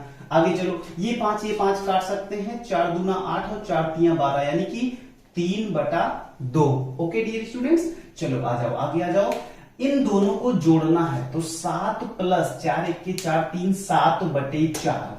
ओके, और यहां पे क्या करना है, यहां पे गुणा 2 लगा देना है। चलो आ जाओ, 31/2 माइनस 3/2 और प्लस यहां पे लगा के, यहां पे बटा कुछ नहीं है तो बटा1, तो इसका लासा आ जाएगा 4, ये हो जाएगा 4 बार, तो 4 7 28, 28 7 35, 35/4 गुणे 2। ओके बच्चा, चलो जल्दी से अब फटाफट ये बड़ा वाला छोटा वाला ब्रैकेट खोल दो, तो क्या हो जाएगा 31/2 माइनस ब्रैकेट में 3/2 प्लस ये वाला ब्रैकेट खोल दो बच्चा, ये वाला ब्रैकेट खोल दो, तो क्या हो जाएगा 35/4, बहुत बढ़िया।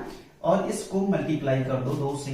चलो जल्दी से फटाफट, 31/2 माइनस अब इन दोनों का लासा तो 4 ही आएगा। ओके, तो 2 दूना 3 दूनी 6 और 35 6 41 यानी कि 41।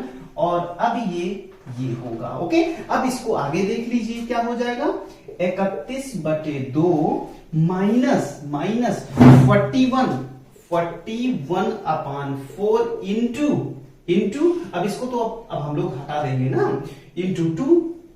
चल अब जल्दी से ये बताओ इधर आओ कि 2 1 के 2 2 दूना 4, तो 31/2 माइनस 41/2 आंसर अपना क्या आएगा, तो ये हो जाएगा आपका इन दोनों का जो एलसीएम होगा डियर स्टूडेंट्स वो होगा 2, और यहां पे हो जाएगा 31 माइनस 41।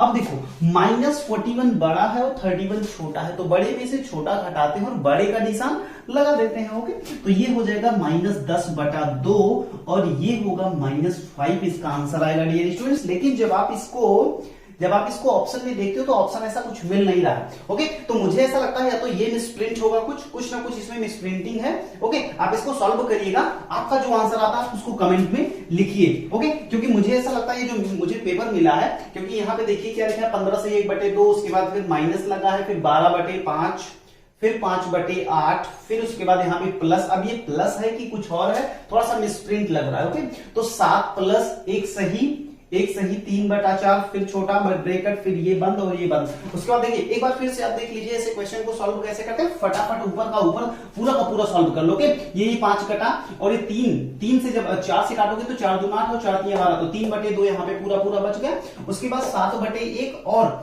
7/4 को जब आप जोड़ते हो डियर स्टूडेंट्स तो 4 आएगा, और 1 का पहाड़ा 4 में 4 बार तो 7 चौके 28 और 28 7 15 यानी कि 35 35/4 और 3/2 को जब आप जोड़िएगा डियर तो यहाँ पे 4 आया, इसका क्या 4 आया, इसका एलसीएम 4 का ये 2 बार जाएगा तो 3 दूना 6 और 6 प्लस 35 6 41 41/4 मल्टीप्लाइड बाई 2 काट देगा तो 41/2 और 31/2 और 41/2 को जब अपन सॉल्व करते हैं -5 आता है। इट मे बी कि there are something misprinting are there, तो वो जो कुछ होगा उसको हम लोग बाद में देख लेंगे। फिलहाल जो real solution of this question is this, that is -5। Okay, अगर कुछ रेक्टिफाई होता है then I will inform you. Okay, किसी नेक्स्ट वीडियो में हम आपको बता देंगे। ओके, तो चलिए क्वेश्चन नंबर 47 एनफ है ना, एनफ हम लोगों ने डिस्कशन कर लिया डियर। अब हम इसको करते हैं क्लीन और लेते हैं क्वेश्चन नंबर 48। ओके, चलो क्वेश्चन नंबर 47 हो चुका।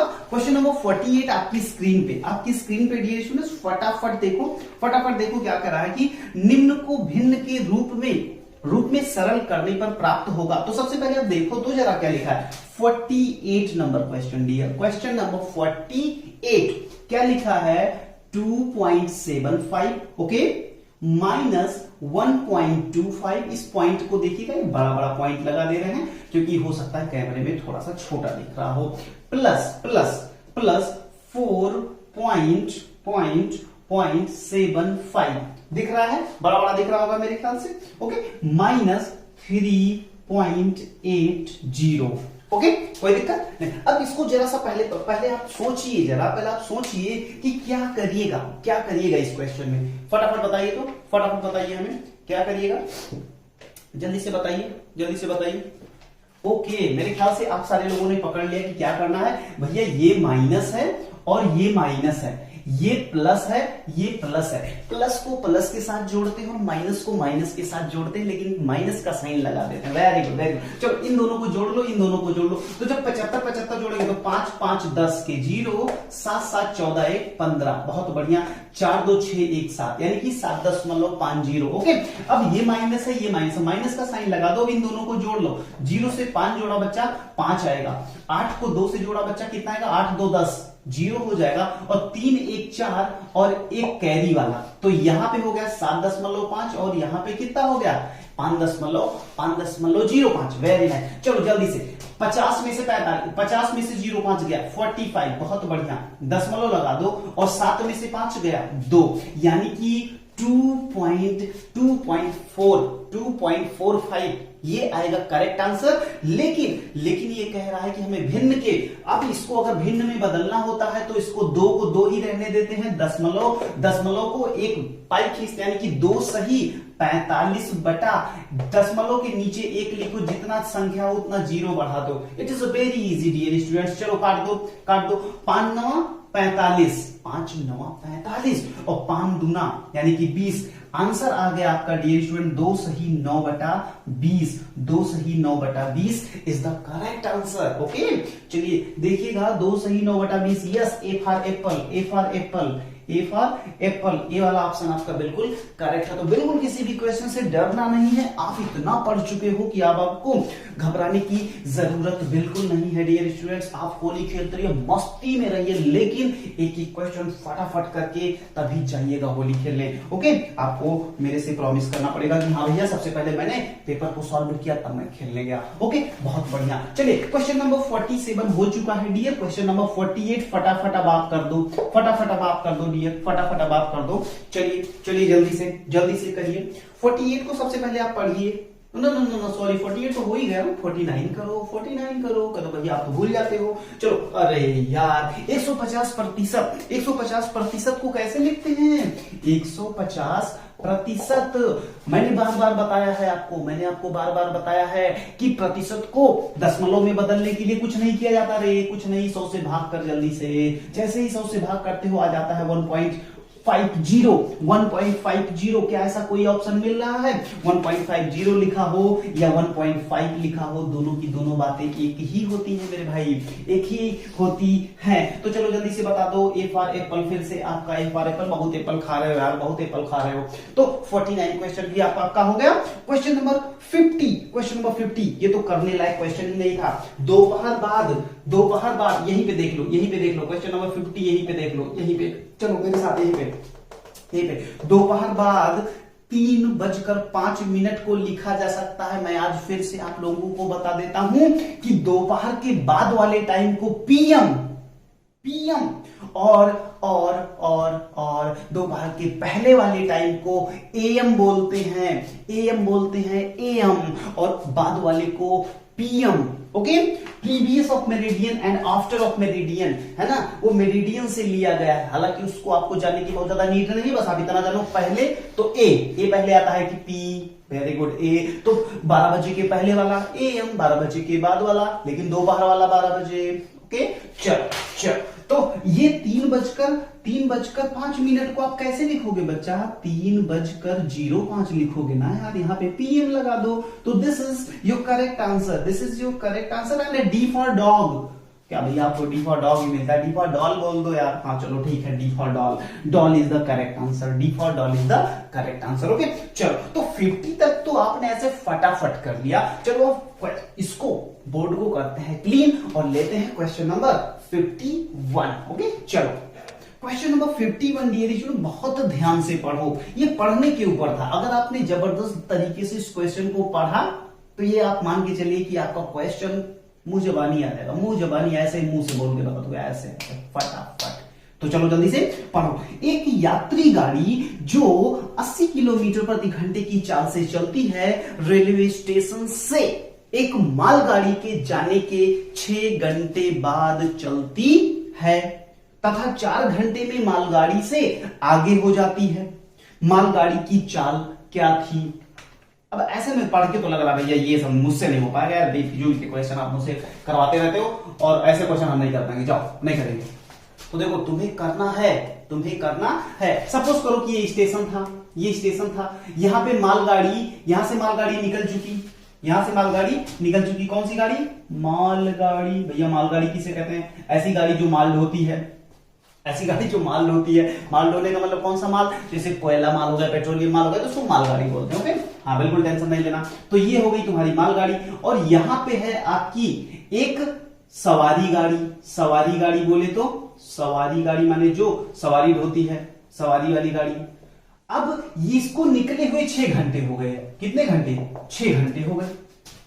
और अब ये निकल रही है 6 घंटे बाद, और 6 घंटे के बाद जब ये निकली तो 4 घंटे बाद उसको क्रॉस कर गई। यानी कि 4 घंटे में अगर इसने इसको क्रॉस कर दिया और इसकी स्पीड कितनी दी गई है 80, तो ये बताओ मेरे भाई कि 8 चौके 32 क्या 320 किलोमीटर, क्या 320 किलोमीटर की दूरी इस सवारी गाड़ी ने नहीं तय करी?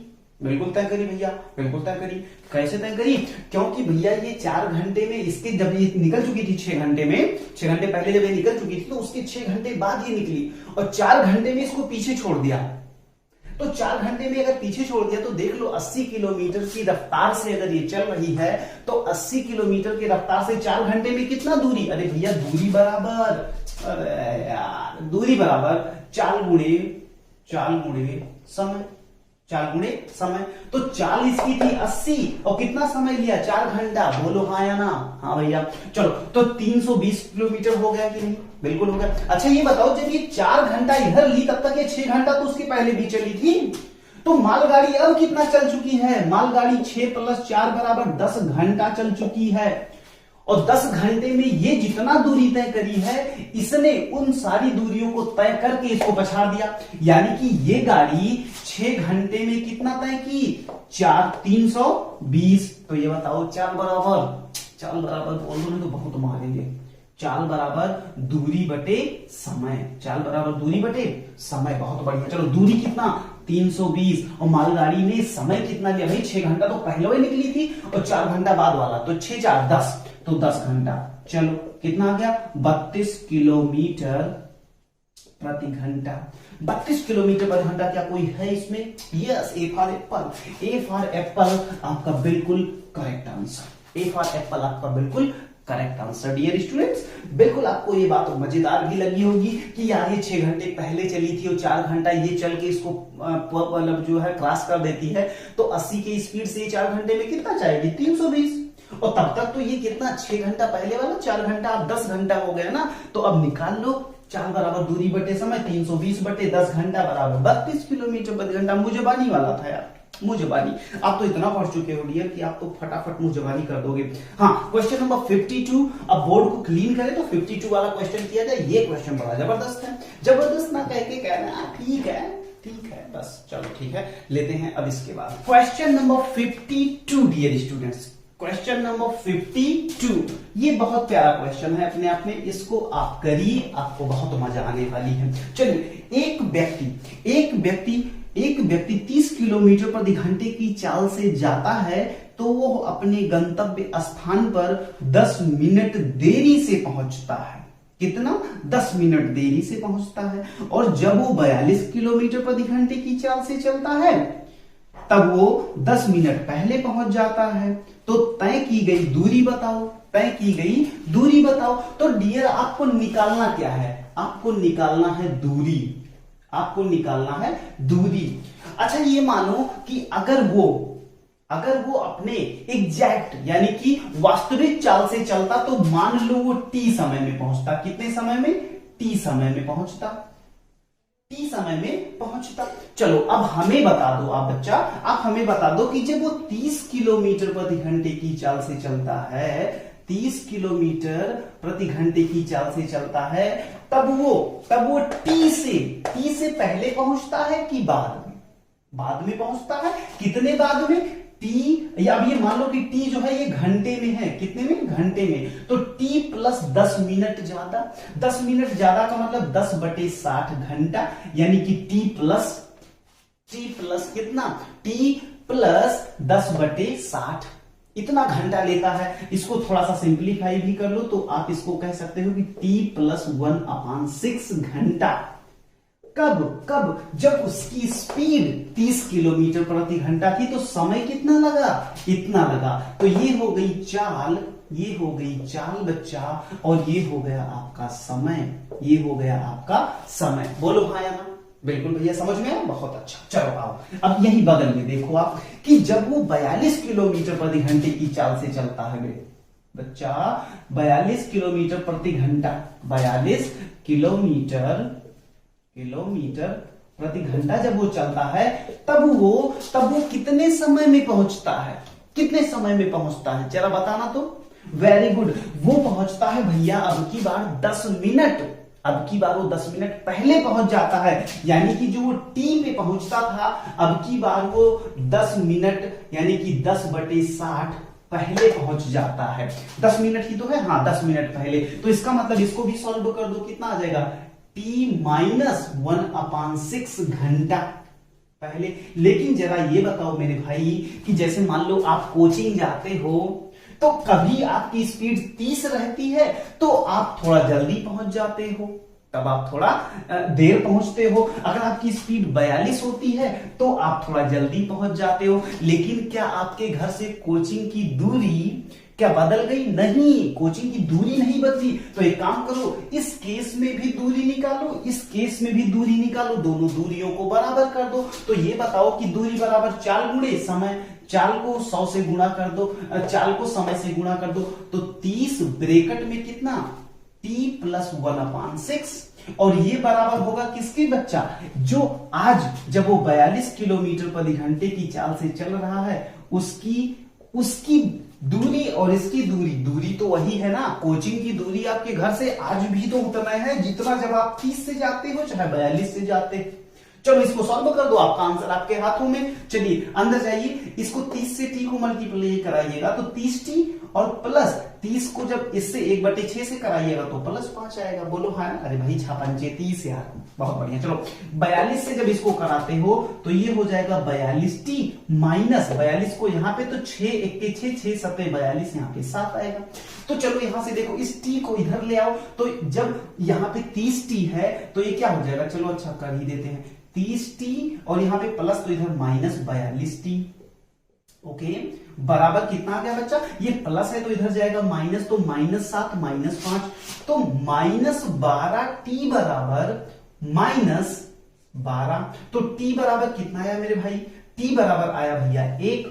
t बराबर कितना आया 1। तो चलो ये बताओ, इसी अब तुमसे पूछ क्या रहा है, दूरी ना, तो दूरी बराबर क्या थी, दूरी बराबर चाल गुणे समय, यानी कि चाहे इसमें रख दो चाहे इसमें रख दो, कहीं भी रख दो, आपका आंसर आपके हाथों में। चलो यहीं पे रख दो, तो यहां पे जब रखोगे तो 30 ब्रैकेट में t का मान आया है 1 + 1/6। चलो जल्दी से बता दो बच्चा, कितना आएगा, 6 के 6 7 गुणे 7/6, तो 6 के 6 6 5 30 बराबर 7 बचे 35 किलोमीटर। ओके, 35 किलोमीटर जो थी वो तय की गई दूरी होगी, यानी 35 कौन सा, B for Bombay, B for ball, B for ball, B for Bombay, B for baby. तो जो कुछ भी कहो आपका आंसर आया है बी। तो मेरे ख्याल से ये क्वेश्चन आपको जबरदस्त समझ में आया होगा। यार आपको क्या करना है इसमें, आपको ये जानना है कि दूरियां कभी भी घटती बढ़ती नहीं है। जो दूरी पहले थी वो दूरी अभी है, तो दोनों में दूरी निकाल के एक दूसरे के बराबर कर दो, आपका आंसर आपके कदमों में।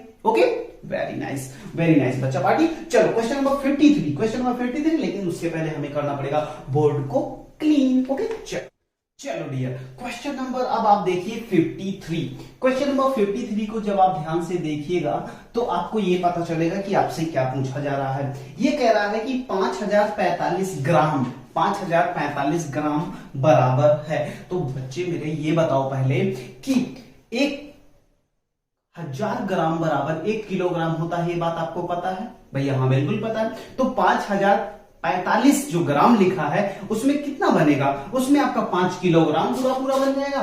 क्या बन जाएगा, 5 किलोग्राम बन जाएगा, और साथ में आपका क्या बन जाएगा, 45 ग्राम बन जाएगा, 45 ग्राम बन जाएगा। यही तो बनेगा ना यार, क्योंकि 5 किलोग्राम को जब आप लिखोगे तो 5000 ग्राम होगा और प्लस 45 ग्राम, देखो जोड़ने पे कितना आ रहा है, यही तो आ रहा है ना, 5045, यही तो आ रहा है।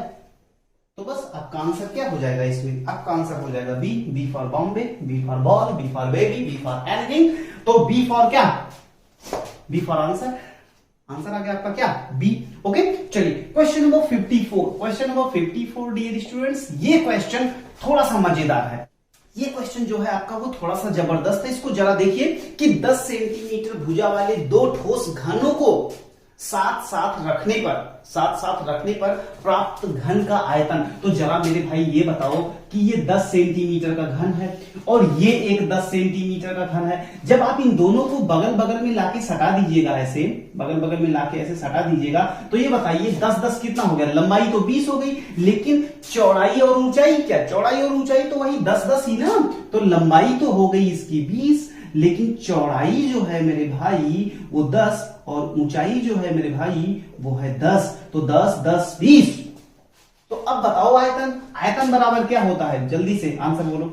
आयतन बराबर लंबाई गुणे चौड़ाई गुणे ऊंचाई। वेरी गुड, लंबाई गुणे चौड़ाई गुणे ऊंचाई। बहुत बढ़िया। चलो बच्चा जल्दी से बता दो, लंबाई कितना? 20, चौड़ाई कितना? 10, ऊंचाई कितना? 10। तो 20-10-10 2000 घन सेंटीमीटर। याद रखना, क्योंकि सारी की सारी इकाइयां, सारी की सारी मेजरमेंट्स जो है आपकी वो किस में है? वो सेंटीमीटर में है। ओके, तो आ जाएगा 2000 घन सेंटीमीटर। बहुत ही प्यारा क्वेश्चन था ये। क्वेश्चन नंबर 54 के बाद हम लोग करते हैं बोर्ड को क्लीन और लेते हैं question number 55। Okay, question number 55 dear students, question number 55 अब हम लोगों को करना है। क्वेश्चन नंबर 55 को जब आप पढ़ेंगे तो आपको बहुत मजा आएगा। क्वेश्चन नंबर 55 पढ़िए। एक आयताकार प्लाट की लंबाई इसकी चौड़ाई की 2 गुनी है। लंबाई जो है चौड़ाई की 2 गुनी है, यानी कि लंबाई बराबर 2 गुणे चौड़ाई। जो डेटा आपको मिलता जाए वो चीज आप लिखते चला करो तो आपको आसानी हो जाएगी। उसके बाद देखिए क्या कह रहे हैं, ये क्या कह रहे हैं कि 8 मीटर भुजा वाला एक वर्गाकार तरणताल इस प्लाट का 1/8वां भाग घेरता है। यानी कि 8 मीटर का एक वर्गाकार प्लाट है जो इस आयत का 1/8वां भाग घेरता है। तो जरा हमें ये बताओ कि अगर 8 मीटर वर्गाकार प्लाट है तो इसका स्क्वायर कर दो तो आप इसका क्षेत्रफल निकाल लोगे। तो वर्गाकार तरणताल का जो क्षेत्रफल आएगा वो कितना आएगा? 8 गुणे 8 बराबर 64 क्या वर्ग मीटर। 64 वर्ग मीटर। और हमें ये बताओ मेरे भाई कि ये तो है 1/8, तो 1/8 बराबर अगर 64 है तो पूरा भाग बराबर कितना होगा? पूरा भाग बराबर कितना होगा भैया? 64 गुणे 8 हो जाएगा, यानी कि 512 वर्ग मीटर हो जाएगा। 512 वर्ग मीटर। अच्छा ये बताओ, अगर एक ऐसा आयत जिसकी लंबाई जो है उसकी चौड़ाई की 2 गुनी है और उसका जो क्षेत्रफल है वो 512 है, तो क्या पूछ रहा है आपसे? तो क्या पूछ रहा है? प्लाट की लंबाई बताओ। तो एक काम करो, लंबाई मान लो कितना? लंबाई मान लो, चौड़ाई मान लो आप x। चौड़ाई अगर आप x मानते हो तो लंबाई कितना हो जाएगी? 2x हो जाएगी। बोलो है ना? तो 2x गुणे x बराबर कितना? बोलो जल्दी से। 512। अरे भाई 512 इसका क्षेत्रफल है, तो ये हो जाएगा 2x स्क्वायर बराबर 512। तो x स्क्वायर बराबर कितना? 512 से 2 ना, 512 में 2 से भाग करोगे कितना आएगा? 256। तो x बराबर कितना? √256। नवोदय की तैयारी करने वाला बच्चा उसको ये पता होता है कि 256 का वर्गमूल 16 आता है। ओके, तो 16 क्या हो गया? 16 हो गया x बोले तो चौड़ाई, तो लंबाई क्या होगी मेरे भाई? लंबाई बराबर कितना है? 2 गुणे चौड़ाई, तो 2 गुणे 16 बराबर 32। कितना? 32 मीटर। तो आंसर आपका B for Bombay, B for ball, B for baby. तो बी अपना आंसर है। ओके, तो इस क्वेश्चन में कुछ नहीं करना था डियर। इस क्वेश्चन में आपको बस केवल ये करना था कि भैया कैसे करेंगे, तो आपका जो लंबाई था वो चौड़ाई का 2 गुना था ना। तो और बगल में एक वर्गाकार प्लाट था, वर्गाकार तरणताल था। उस वर्गाकार तरणताल का जो एक भुजा थी वो 8 थी, तो इसका क्षेत्रफल कितना है? 64। और ये जो 64 था वो इस आयत का 1/8वां हिस्सा था, 8वां हिस्से को ना ढक रहा था। तो पूरा कितना होगा? 512। यानी कि इस आयत का क्षेत्रफल 512। तो हमें ये बताओ कि लंबाई अगर 2x हो और चौड़ाई x हो तो x गुणे 2x बराबर 512। तो एक्स स्क्वायर बराबर 512, ये दो एक्स स्क्वायर बराबर 512, तो एक्स स्क्वायर बराबर 256, और 256 का जब हम रूट निकाले तो आया 16, तो 16 आ गई आपकी क्या चौड़ाई, लंबाई इसकी 2 गुना कितना 32। तो ये था आपका सार, क्वेश्चन का सार। ओके, चलिए बहुत ही प्यारा क्वेश्चन। अब आ जाइए question number 56 dear. Question number 56 को आप पहले ध्यान से देखिए और ध्यान से इसको पढ़िए। पहले क्या कह रहा है कि एक डिब्बे में 500 अंडे हैं। कितने हैं? 500 अंडे हैं और 3/25 भाग अंडे टूट गए। शेष अंडों का 4/5 भाग बेच दिया, तो शेष अंडों की संख्या बताओ। It is a too easy question, इतना इजी क्वेश्चन कि 500 अंडे थे। कितने थे? 500 अंडे थे। इसका 3/25 टूट गया, तो देख मेरे भाई 3/25 कितना आएगा? 25 एक के 25, 25 दूना यानी कि 20 तिया 60 अंडे टूट गए। बचे कितने मेरे भाई? 500 माइनस 60 बराबर कितना? 440। 440 अंडे, घंटे नहीं अंडे बचे। कितने अंडे बचे? अब क्या किया इसने कि इसका शेष अंडों का 4/5 भाग बेच दिया। इसका 4/5 भाग यानी 440 का 4/5। चलो बताओ बच्चा कितना आएगा? 5 से काटो, 5 अठे 40 और 5 अठे 40 कितना? 5 अठे 40 और 5 अठे 88 और 4 अठे 32 और 4 अठे 32, 32 3 35, 32 3 35। 352 अंडे उसने बेच दिए। कितने में से? 440 में से। तो ये बता मेरे भाई 440 में से 352 बेच दिए, तो बचे कितने? 10 में से 8 2 गया 8 और 13 में से 5 गया 8, यहाँ पे 0, यानी कि 88 अंडे बचे मेरे भाई। कितने? 88 अंडे। क्या कोई आंसर आ रहा है क्या? Very good. B for ball, B for ball, B for Bombay. तो बी आंसर आपका बिल्कुल करेक्ट है। 1 बाई 1 वही काम आप करते जाओ मेरे भाई जो आपसे कह रहा है। आप बिल्कुल इधर उधर मत सोचो। उसने क्या कहा कि 500 अंडे थे, 3/25 टूट गए, तो देख लो कितने टूट गए? 60 अंडे टूट गए। 60 अंडे 500 में से 60 घटा दो, 440 बचे। अब 440 में से क्या हुआ? 4/5 को उसने बेच दिया, तो 4/5 का मतलब 88 बेच दिया। तो अब कितना बचा था? कितना? 440। 440 में से 88 निकाल दो, कितना होगा? जल्दी से बताओ। 440 में से कितना? 88 नहीं हो, 352 घटा दो, कितना आएगा? 88 अंडे। तो 88 is the correct answer, 88 is the correct answer. B answer आपका बिल्कुल करेक्ट है। चलो जल्दी से आ जाओ डियर। अब यहीं पे आप क्वेश्चन नंबर 57 देख लो। Question number 57 is one of the easiest question. Okay, one of the easiest question. मिटा दे पहले मिटा दे। चलो ठीक है, पहले मिटा देते हैं जिससे कि आपका ये थोड़ा सा गुड हो जाए। चलो क्वेश्चन नंबर 57 डियर स्टूडेंट्स, आप पढ़ना स्टार्ट करो। क्वेश्चन नंबर 57, 12 मीटर गुणे 10 मीटर के हाल की फर्श को पूरा ढकने के लिए 10 सेंटीमीटर गुणे 8 सेंटीमीटर की कितनी आयताकार पट्टियों की आवश्यकता होगी? तो डियर स्टूडेंट्स क्वेश्चन नंबर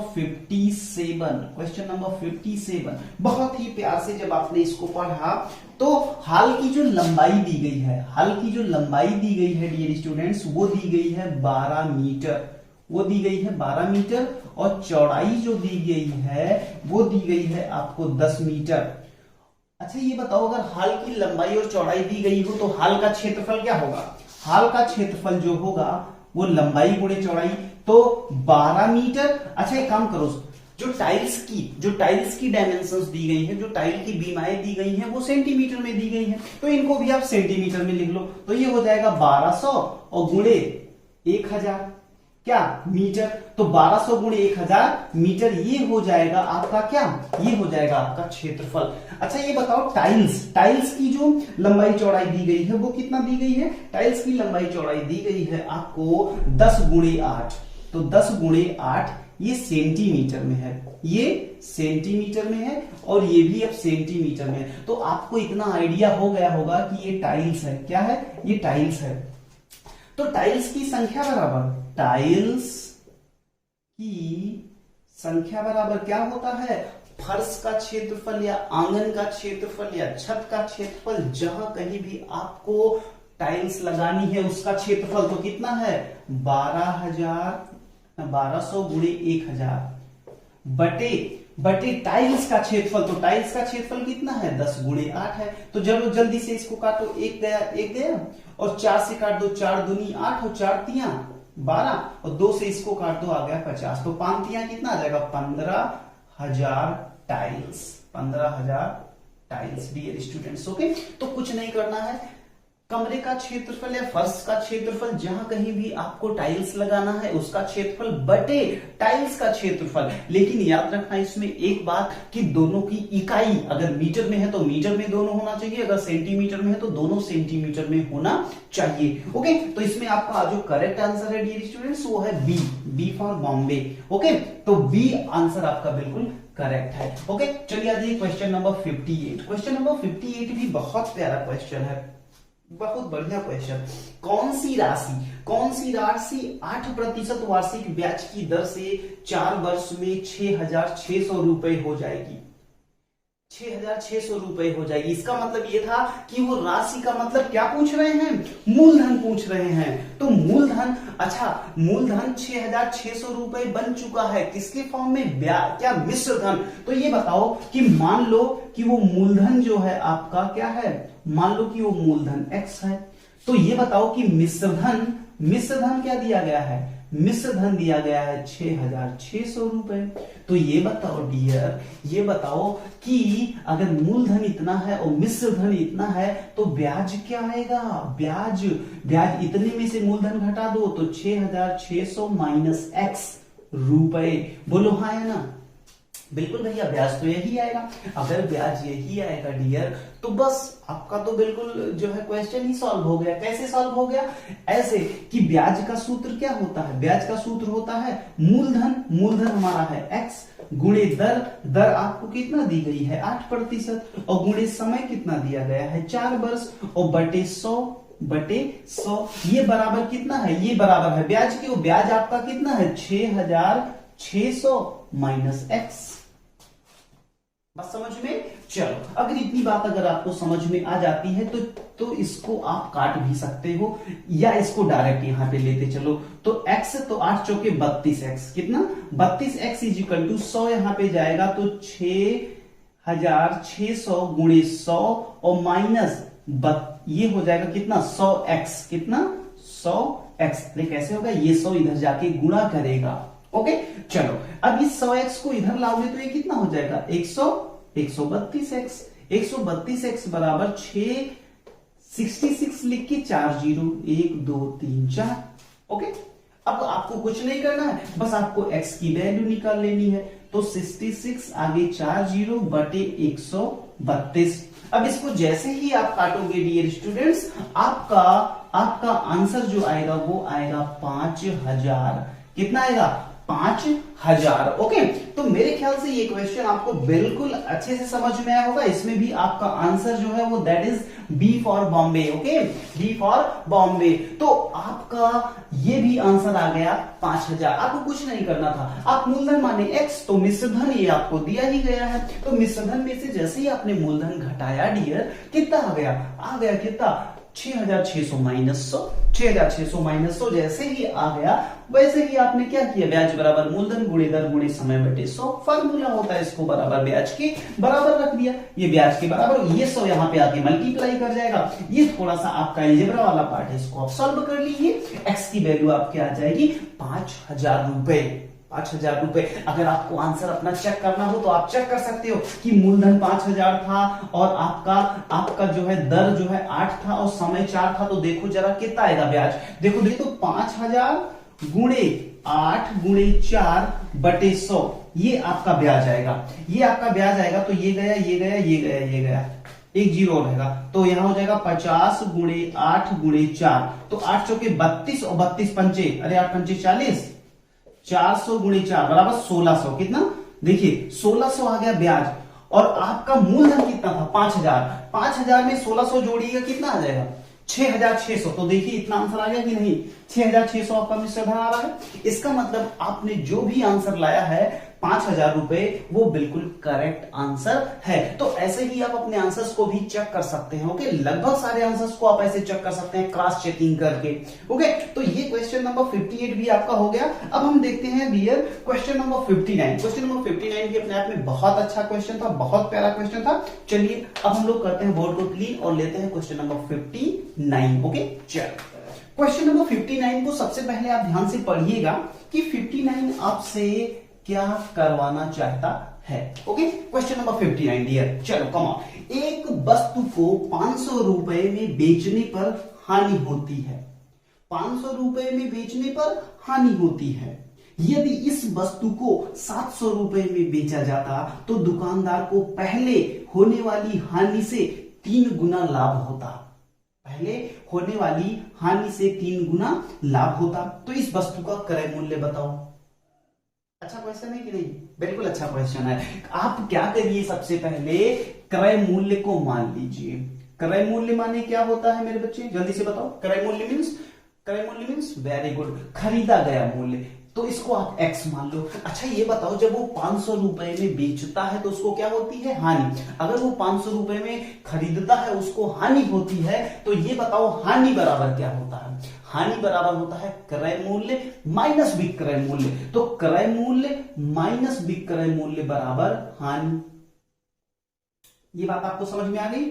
ये बात आपको बिल्कुल समझ में आ गई। ओके, अब ये बताओ कि जब वो 700 रुपए में बेचता है उसी वस्तु को, जब वो 700 रुपए में बेचता है तो उसको लाभ कितना होता है? जितना हानि हुई थी उसका 3 गुना।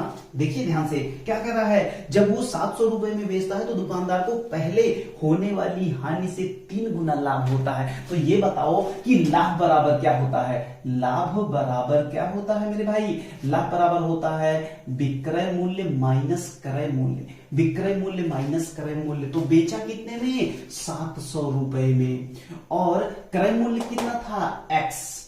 अब उसको जो लाभ हो रहा है वो लाभ कितना हो रहा है? जितना हानि हुई थी उसका 3 गुना लाभ हो रहा है। और हानि कितना हुई थी? हानि उसको हुई थी x माइनस 500, इसका 3 गुना उसको लाभ हुआ। बस इसी को आप सॉल्व कर दो, x की वैल्यू आपके कदमों में। हाँ चलो कम ऑन जल्दी से। 700 minus x is equal to 3 से मल्टीप्लाई करो बच्चे जल्दी से फटाफट। तो 3x माइनस 1500। बोलो हाँ या ना? बिल्कुल भैया, बिल्कुल। अब भैया आप छोड़ दो, हम कर लेंगे। हाँ आप तो कर ही लोगे, अब तो हम सारा कर दिए ना। इसको इधर ले आओ तो ये हो जाएगा minus 4x is equal to, इसको इधर ले जाओ तो 15 7 22। लेकिन यहाँ पे माइनस, क्योंकि भैया ये भी है तो इधर जाएगा माइनस हो जाएगा। तो x इज इक्वल टू कितना होगा? माइनस 2200 बटे माइनस 4। माइनस माइनस प्लस हो गया, 4 से काटोगे तो 4 पंचे 20 और 4 पंचे 20, एक जीरो बढ़ा दोगे यानी कि 550 रुपए आपका क्रय मूल्य आ जाएगा। ओके चलो कमान जल्दी से देखो कि 550। Yes, B for Bombay, B for Bombay, B for Bombay आपका बिल्कुल करेक्ट आंसर है। ओके तो ऐसे ही अपन क्वेश्चन को करते रहेंगे। चलिए क्वेश्चन नंबर 60 इसी समय देख लीजिए, फिर हम लोग थोड़ा सा बात करते हैं फ्री होकर। ओके क्वेश्चन नंबर 60 को सबसे पहले आप पढ़िएगा डियर, सबसे पहले आप पढ़िएगा। ओके चलो पढ़ो पढ़ो पढ़ो पढ़ो जल्दी से। एक फल विक्रेता 1 रुपए में 2 के हिसाब से नींबू खरीदता है। 1 रुपए में 2, 1 रुपए में 2 नींबू खरीदता है, खरीदता है। तो ये बताओ कि अगर दो नींबू 1 रुपए में पड़ा तो 1 नींबू 1/2 रुपए बराबर 50 पैसे में पड़ा। यानी कि जो खरीदा हुआ मूल्य यानी कि क्रय मूल्य है वो कितना है? 1 नींबू का 50 रुपए ना 50 पैसे। ओके चलो कमाओ जल्दी से। अब क्या करा उसने? 3 रुपए में 5 के हिसाब से बेच दिया, यानी कि 5 नींबू कितने में बेचा? 3 रुपए में। तो 1 नींबू 3/5 रुपए, इसको 100 से गुणा कर दो तो 5 दूना 20 दिया 60 पैसे। 50 पैसे उसका क्रय मूल्य था, 60 पैसे विक्रय मूल्य। बच्चा ये बताओ कि लाभ हुआ कि हानि? वेरी गुड, लाभ हुआ, क्योंकि भैया लाभ बराबर जो होता है ना वो विक्रय मूल्य और माइनस क्रय मूल्य होता है। ओके तो ये बताओ विक्रय मूल्य कितना? 60, बहुत बढ़िया। क्रय मूल्य कितना? 50 बराबर 10 पैसे का 1 नींबू पर उसे फायदा हो रहा है। तो ये बताओ अगर फायदा बराबर इतना हुआ तो प्रतिशत फायदा, यानी कि प्रतिशत लाभ बराबर क्या होता है, बहुत लोग भूल चुके हो, 100 गुणे लाभ बटे क्रय मूल्य। वेरी गुड, क्या क्रय मूल्य। तो 100 गुणे लाभ, लाभ का मतलब 10 पैसे का लाभ, पहले क्रय मूल्य क्या 50, बहुत बढ़िया, तो 50 के 50, 50 दूना 100 और 10 दूना यानी कि 20%। 20% का लाभ होगा डियर स्टूडेंट्स, 20% का, कितने का 20% लाभ। और आपका आंसर है D, D for doll, dog नहीं बोलेंगे, डी फॉर डॉल। तो ये रहा आपका मैथमेटिक्स का सॉल्यूशन, क्वेश्चन नंबर 41 से लेकर क्वेश्चन नंबर 60 तक के क्वेश्चंस का सॉल्यूशन। तो डियर स्टूडेंट्स, मैं आपसे बिल्कुल यही कहना चाहूंगा, इस पेपर में कोई दम नहीं होता है, इस पेपर का मतलब नवोदय विद्यालय में आ रहे पेपर में कोई दम नहीं होता है, बशर्ते डियर स्टूडेंट्स आपको क्या करना है, आपको बिल्कुल अपने माइंड को बहुत ही कूल रख के, बहुत ही पेशेंस लेवल एकदम मस्त रख के आपको क्वेश्चन को सॉल्व करना है। ओके, तो अब यार आप इतना तैयारी कर चुके हो क्योंकि ये मिड मार्च, मार्च से भी ऊपर चला गया। ओके, आज 17-18 मार्च हो गई है, अप्रैल में 30 अप्रैल को आपको पेपर देना है, तो इतना सारा आप पढ़ चुके हो ना कि क्वेश्चन तो फोड़ के आओगे। और वैसे भी अब की बार के इस रिजल्ट से मुझे बहुत खुशी है क्योंकि बहुत सारे स्टूडेंट्स जो है वो 75 प्लस और 70 प्लस स्कोर किए हैं। तो all the best dear students, आप लोग अपना मस्त करते रहिए, जहां कहीं भी रहिए, स्वस्थ रहिए, मस्त रहिए, व्यस्त रहिए, लेकिन यस बिल्कुल ना भूलिए कि आपको फोड़ के आना है, आपकी बात एकदम जबरदस्त करके। हेलो बच्चा पार्टी, कैसे हो आप लोग? आई होप आप लोग सारे लोग स्वस्थ हो गए और मस्त हो गए, है ना? तो हम लोग यार NST 9 शूट कर चुके हैं, पूरा का पूरा हम लोग का पेपर हो चुका है, आप लोगों का रिजल्ट भी आउट हो चुका है और बहुत सारे बच्चों ने अब की बार बहुत ज़बरदस्त परफॉर्मेंस दी है। ऐसा लग रहा है कि अब की बार सारे बच्चे नवोदय में आराम से निकल जाएंगे। बहुत ही बेहतरीन प्रदर्शन है बच्चा पार्टी आपका। तो आज हम लोग क्या करेंगे, आज हम लोग हिंदी वाला पोर्शन कंप्लीट करने चल रहे हैं। और चलिए हम लोग सबसे पहले क्या करते हैं, इस अनुच्छेद को पढ़ते हैं। जैसा कि आप सारे जनों को पता ही है यार कि हिंदी में क्या होता है, हिंदी में क्या होता है कि 40, है ना, ये क्या होता है कि 4 अनुच्छेद आपको दिए जाते हैं और चारों में क्या किया जाता है, चारों में आपके 5-5 क्वेश्चन होते हैं। तो कुल मिला के 5 गुणे 4 बराबर कितना हो गया, 20 क्वेश्चन आपको दिए जाते हैं और इन्हीं 20 के 20 क्वेश्चंस को सॉल्व करके आपको 20 के 20 नंबर लाने होते हैं। तो I think this is a very easy task. Okay, तो चलिए डियर स्टूडेंट्स, हम लोग सबसे पहला गद्यांश पढ़ना शुरू करते हैं और देखते हैं कि क्या और कैसे क्वेश्चन हमसे पूछे जाएंगे। चलो, अजित का जन्मदिन था, है ना, उसके सभी मित्र और संबंधी एकत्र हुए थे, उसे कई भेंट मिली जिनमें किताबें, खिलौने और कपड़े थे। अजित की चाची ने उसे एक आश्चर्यजनक भेंट दी, वह था गुलाब का एक पौधा। अजित को चाची की भेंट सबसे पसंद आई, सबसे अधिक पसंद आई और वह भागकर बागीचे में गया और उसे वहाँ रोप दिया। अजित रोज ही उसे सींचता था, वह ज्यों ही सुबह जागता भागकर देखने जाता कि वह कितना बड़ा हो गया है। एक दिन उसने देखा कि 2 छोटी छोटी कलियां बाहर झांक रही थीं। वह कलियां, है ना, वह कलियों को सुंदर सुंदर पीला गुलाब बनते देखता रहा। वह प्रसन्न और रोमांचित था। उसने अपनी माँ की मदद से फूल तोड़े। उसने वे पहले 2 गुलाब अपनी माँ और बहन को भेंट किए। अजित ने निर्णय किया कि वह अपने बगीचे में और भी पौधे लगाएगा। तो देखो यार, ये कितना प्यारा है ना, कितना प्यारा और कितना बढ़िया मैसेज था इस अनुच्छेद में। इस गद्यांश में कितनी ज़बरदस्त बात लिखी थी कि यार पेड़ पौधे हमें बिल्कुल लगाने चाहिए। ओके डियर स्टूडेंट्स, चलो कम ऑन आ जाओ। क्वेश्चन नंबर 61, सबसे पहला क्वेश्चन, अजीत, है ना, जन्मदिन पर अजीत की सबसे अच्छी भेंट थी, क्या थी? रेस कार बिल्कुल नहीं, कमीज बिल्कुल नहीं, किताब बिल्कुल नहीं, गुलाब का पौधा बिल्कुल। तो C option is the correct option. Okay, आ जाओ क्वेश्चन नंबर 62 में आ जाओ। ज्यों ही अजीत जागता वो पढ़ना आरंभ कर देता, नाना पौधे की ओर दौड़ता, यस पौधे की ओर दौड़ता, B is the correct answer. आ जाओ, पहले गुलाब में कितनी कलियां आई? एक, ना ना ना, 4 बहुत नहीं, सही बिल्कुल नहीं, 2 कलियां आई, कितना, 2 कलियां, सी ऑप्शन। आ जाओ क्वेश्चन नंबर 64। अजित ने पहले 2 गुलाब किसे भेंट किए, अपने मित्र को, नहीं अपनी चाची को, नहीं अपनी माँ और बहन को, C option is the correct option. Okay, चलो क्वेश्चन नंबर 65। रोमांचित शब्द का अर्थ, देखो कभी कभी यार क्या होता है कि हमें एग्जैक्ट वर्ड नहीं पता होता है, लेकिन जब हम अनुमान लगाते हैं तो हमें बिल्कुल पता चल जाता है। जैसे आप यहाँ पे आओ, वो प्रसन्न और रोमांचित था, तो यहाँ से आप जरा सा आइडिया लगाओ कि रोमांचित मतलब क्या होगा, उदास बिल्कुल नहीं, चकित बिल्कुल नहीं, भयभीत बिल्कुल नहीं, उत्तेजित यानी कि उसके अंदर उत्तेजना थी। ओके, तो B is the correct option. Okay dear students, तो मेरे ख्याल से ये वाला गद्यांश पढ़ के आपको बहुत मजा आया होगा। अब चलिए हम लोग लेते हैं गद्यांश नंबर नेक्स्ट। चलिए गद्यांश नंबर, अनुच्छेद नंबर 2 क्या है, चलिए हम लोग इसको पढ़ना स्टार्ट करते हैं। ओके, चलिए, अपने बीजों, छाल और पत्तियों के औषधीय लाभों के कारण नीम के वृक्ष को गांव का औषधालय कहा जाता है। संस्कृत में इसे अरिष्ट कहा जाता है, जिसका अर्थ है निर्दोष, नष्ट ना होने वाला और पूर्ण।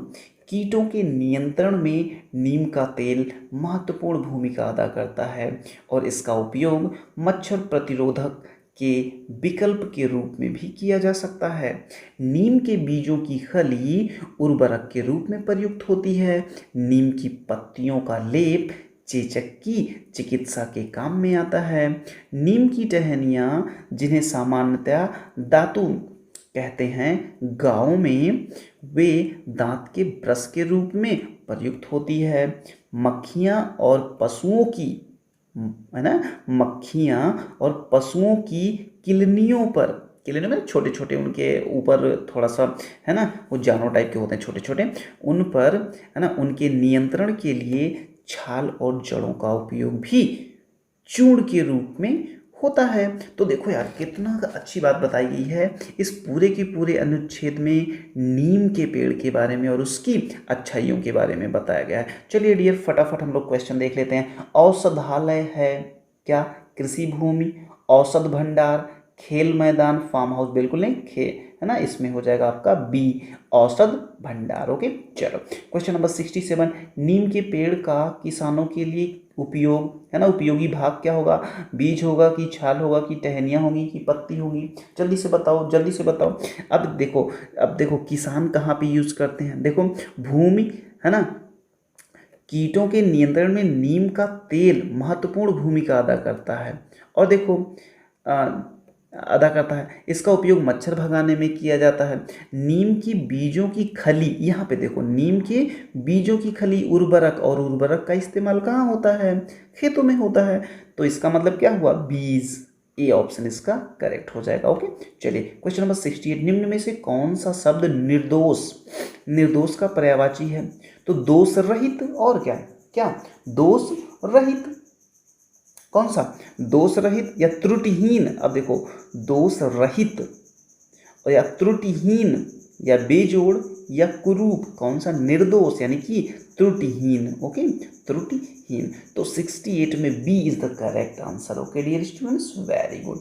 चलो कम ऑन जल्दी से आ जाओ। Question number 69। अनुच्छेद में शब्द कीट से तात्पर्य है फसल नष्ट करने वाले कीड़े मकोड़े, क्रुद्ध व्यक्ति, गंदा या प्रदूषक, तो इसमें क्या होगा, A option is the correct option. Okay, A option is the correct option, very good. चलो, गांव में नीम की डांट का उपयोग, दांत के ब्रश, तो भाई इसमें क्या, जड़ों बिल्कुल नहीं, पत्तियों, टहनियों का सी, अरे भाई टहनियों से ही तो अपन ब्रश बना के उसकी दातून करते हैं, बिल्कुल हाँ। चलो अनुच्छेद नंबर 3 अब डियर स्टूडेंट्स हम लोग पढ़ते हैं और देखते हैं कि कैसे ये अनुच्छेद हमको क्या बताता है, और इसके आंसर्स और क्वेश्चंस भी देखेंगे। चलो, चबाने की गोंद जिसको हम लोग च्युइंगम की खोज मैक्सिको के जंगलों में मायन, है ना, मायन लोगों ने 1000 वर्ष पूर्व की थी। उन्होंने पाया कि एक सैपो, है ना, सैपोडिला ध्यान दीजिएगा, ये क्वेश्चन पूछ सकता है हम लोगों से। क्या? एक सैपोडीला के पेड़ से कोई तरल पदार्थ बह रहा है। जब वह बाहर निकल जाता है तो गाढ़ा हो जाता था। वे इसे वे इसे चिकल कहते थे। क्या कहते थे? चिकल चिकल चिकल कहते थे, जो चबाया जा सकता था और स्वादिष्ट होता था। आज भी चिकलेरो, ध्यान देना, चिकलेरो कहे जाने वाले श्रमिक चिकल का संग्रह करते हैं।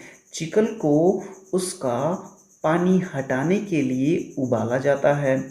इसके बाद इसके बड़े टुकड़े प्रत्येक लगभग 30 पाउंड या 14 किलोग्राम के बनाए जाते हैं। इन टुकड़ों को गोंद की फैक्ट्री में भेजा जाता है। वहाँ इसे मीठा, नरम, सुगंधित और रंगीन बनाने के लिए अनेक चीज़ों के साथ मिलाया जाता है। ओके, तो 71 में क्या है? डॉट डॉट डॉट ने चबाने वाली गोंद की खोज की। तो किसने? मायन ने ना भाई। यहाँ सबसे ऊपर देखो, मायन है ना।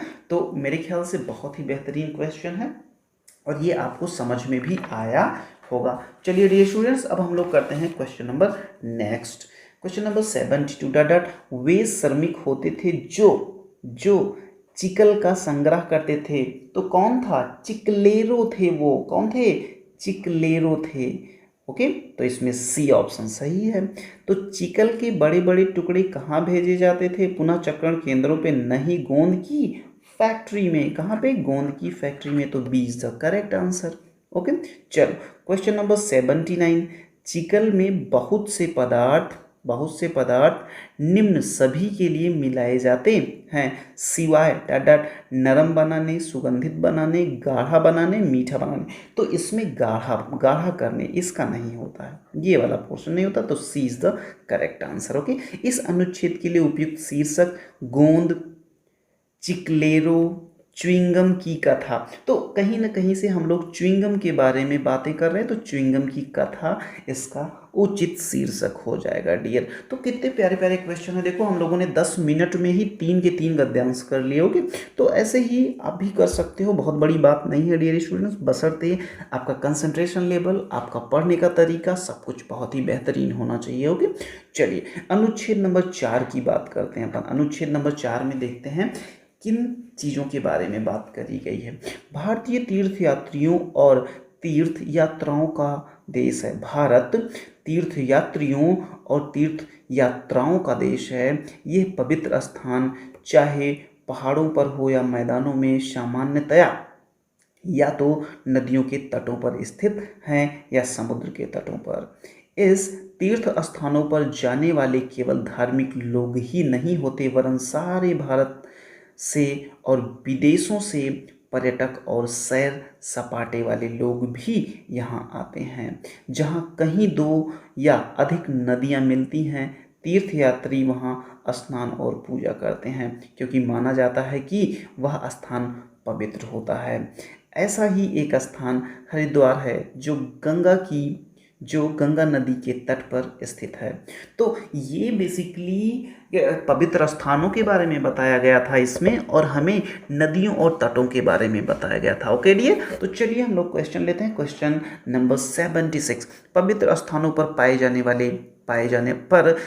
वाले लोग होते हैं धार्मिक सैर सपाटा करने वाले और बच्चे, पर्यटक, समुद्री यात्री, व्यापारी। भाई पर्यटक होंगे ना यार, वहाँ पे जाने वाले कौन होंगे? पर्यटक होंगे। तो B is the correct one. Okay, चलो आ जाओ क्वेश्चन नंबर 77 डियर। निम्न में से कौन सा शब्द सामान्यतया माने आमतौर पर, वैसे भी बोलने में ही आ जाता है।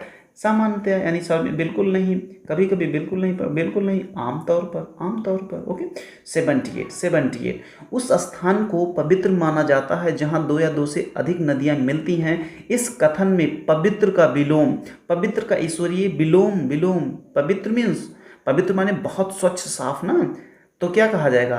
अपावन ना, अपावन कहा जाएगा। तो C is the correct one. Okay, चलिए question number 78 dear, come on. Question number 79। लोग गंगा नदी में स्नान और पूजा के लिए आते हैं क्योंकि इसका जल पवित्र, साफ और स्वच्छ, शीतल, स्वास्थ्यवर्धक। अब इसमें से क्या होगा भाई? इसका पवित्र है, क्या है? पवित्र है। तो 79 में ए होगा। लोग तीर्थ यात्रा पर जाते हैं क्योंकि वे उत्सुक होते हैं? बिल्कुल नहीं। खोजी होते हैं? बिल्कुल नहीं। वृद्ध होते हैं? बिल्कुल नहीं। धार्मिक होते हैं? क्या होते हैं? धार्मिक होते हैं। पहली बात तो देखो, धार्मिक लोग भी जाते हैं। और यहाँ पे आओ, यहाँ पे आओ, यहाँ पे आओ, देखो देखो, तीर्थ देश पवित्र, चाहे लोग पहाड़ों पे जाते हैं ऐसा ना, तो यहाँ पे केवल धार्मिक लोग ही नहीं जाते हैं, वरन भारत के विदेशों से पर्यटक, सैर सपाटे वाले लोग भी यहाँ पे आते हैं। तो उत्सुकता भी एक अजीब चीज होती है। तो क्या होती है?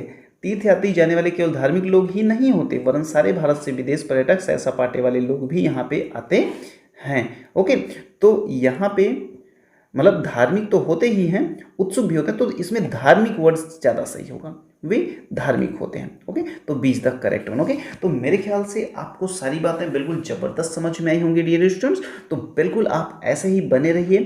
थैंक यू वेरी मच आप लोगों को डियर स्टूडेंट्स, आप इतनी देर तक हमें सुने और मेरे साथ लगे रहे। ओके, तो ऐसे ही आप बिल्कुल लगे रहिए। आपका पूरा का पूरा हम लोग रिवीजन करते रहेंगे, हम लोग बहुत ज़बरदस्त क्वेश्चन करते रहेंगे। आपका सिलेक्शन 101% होके ही रहेगा, क्योंकि हम लोगों का नारा है क्या? अब की बार नवोदय पार, अब की बार नवोदय पार। तो बिल्कुल dear students, thank you very much आप लोगों को, और ऐसे ही बिल्कुल बने रहिए। मिलते हैं हम लोग नए लेक्चर में कुछ नए कॉन्सेप्ट और नए क्वेश्चंस के साथ। तब तक के लिए जय हिंद।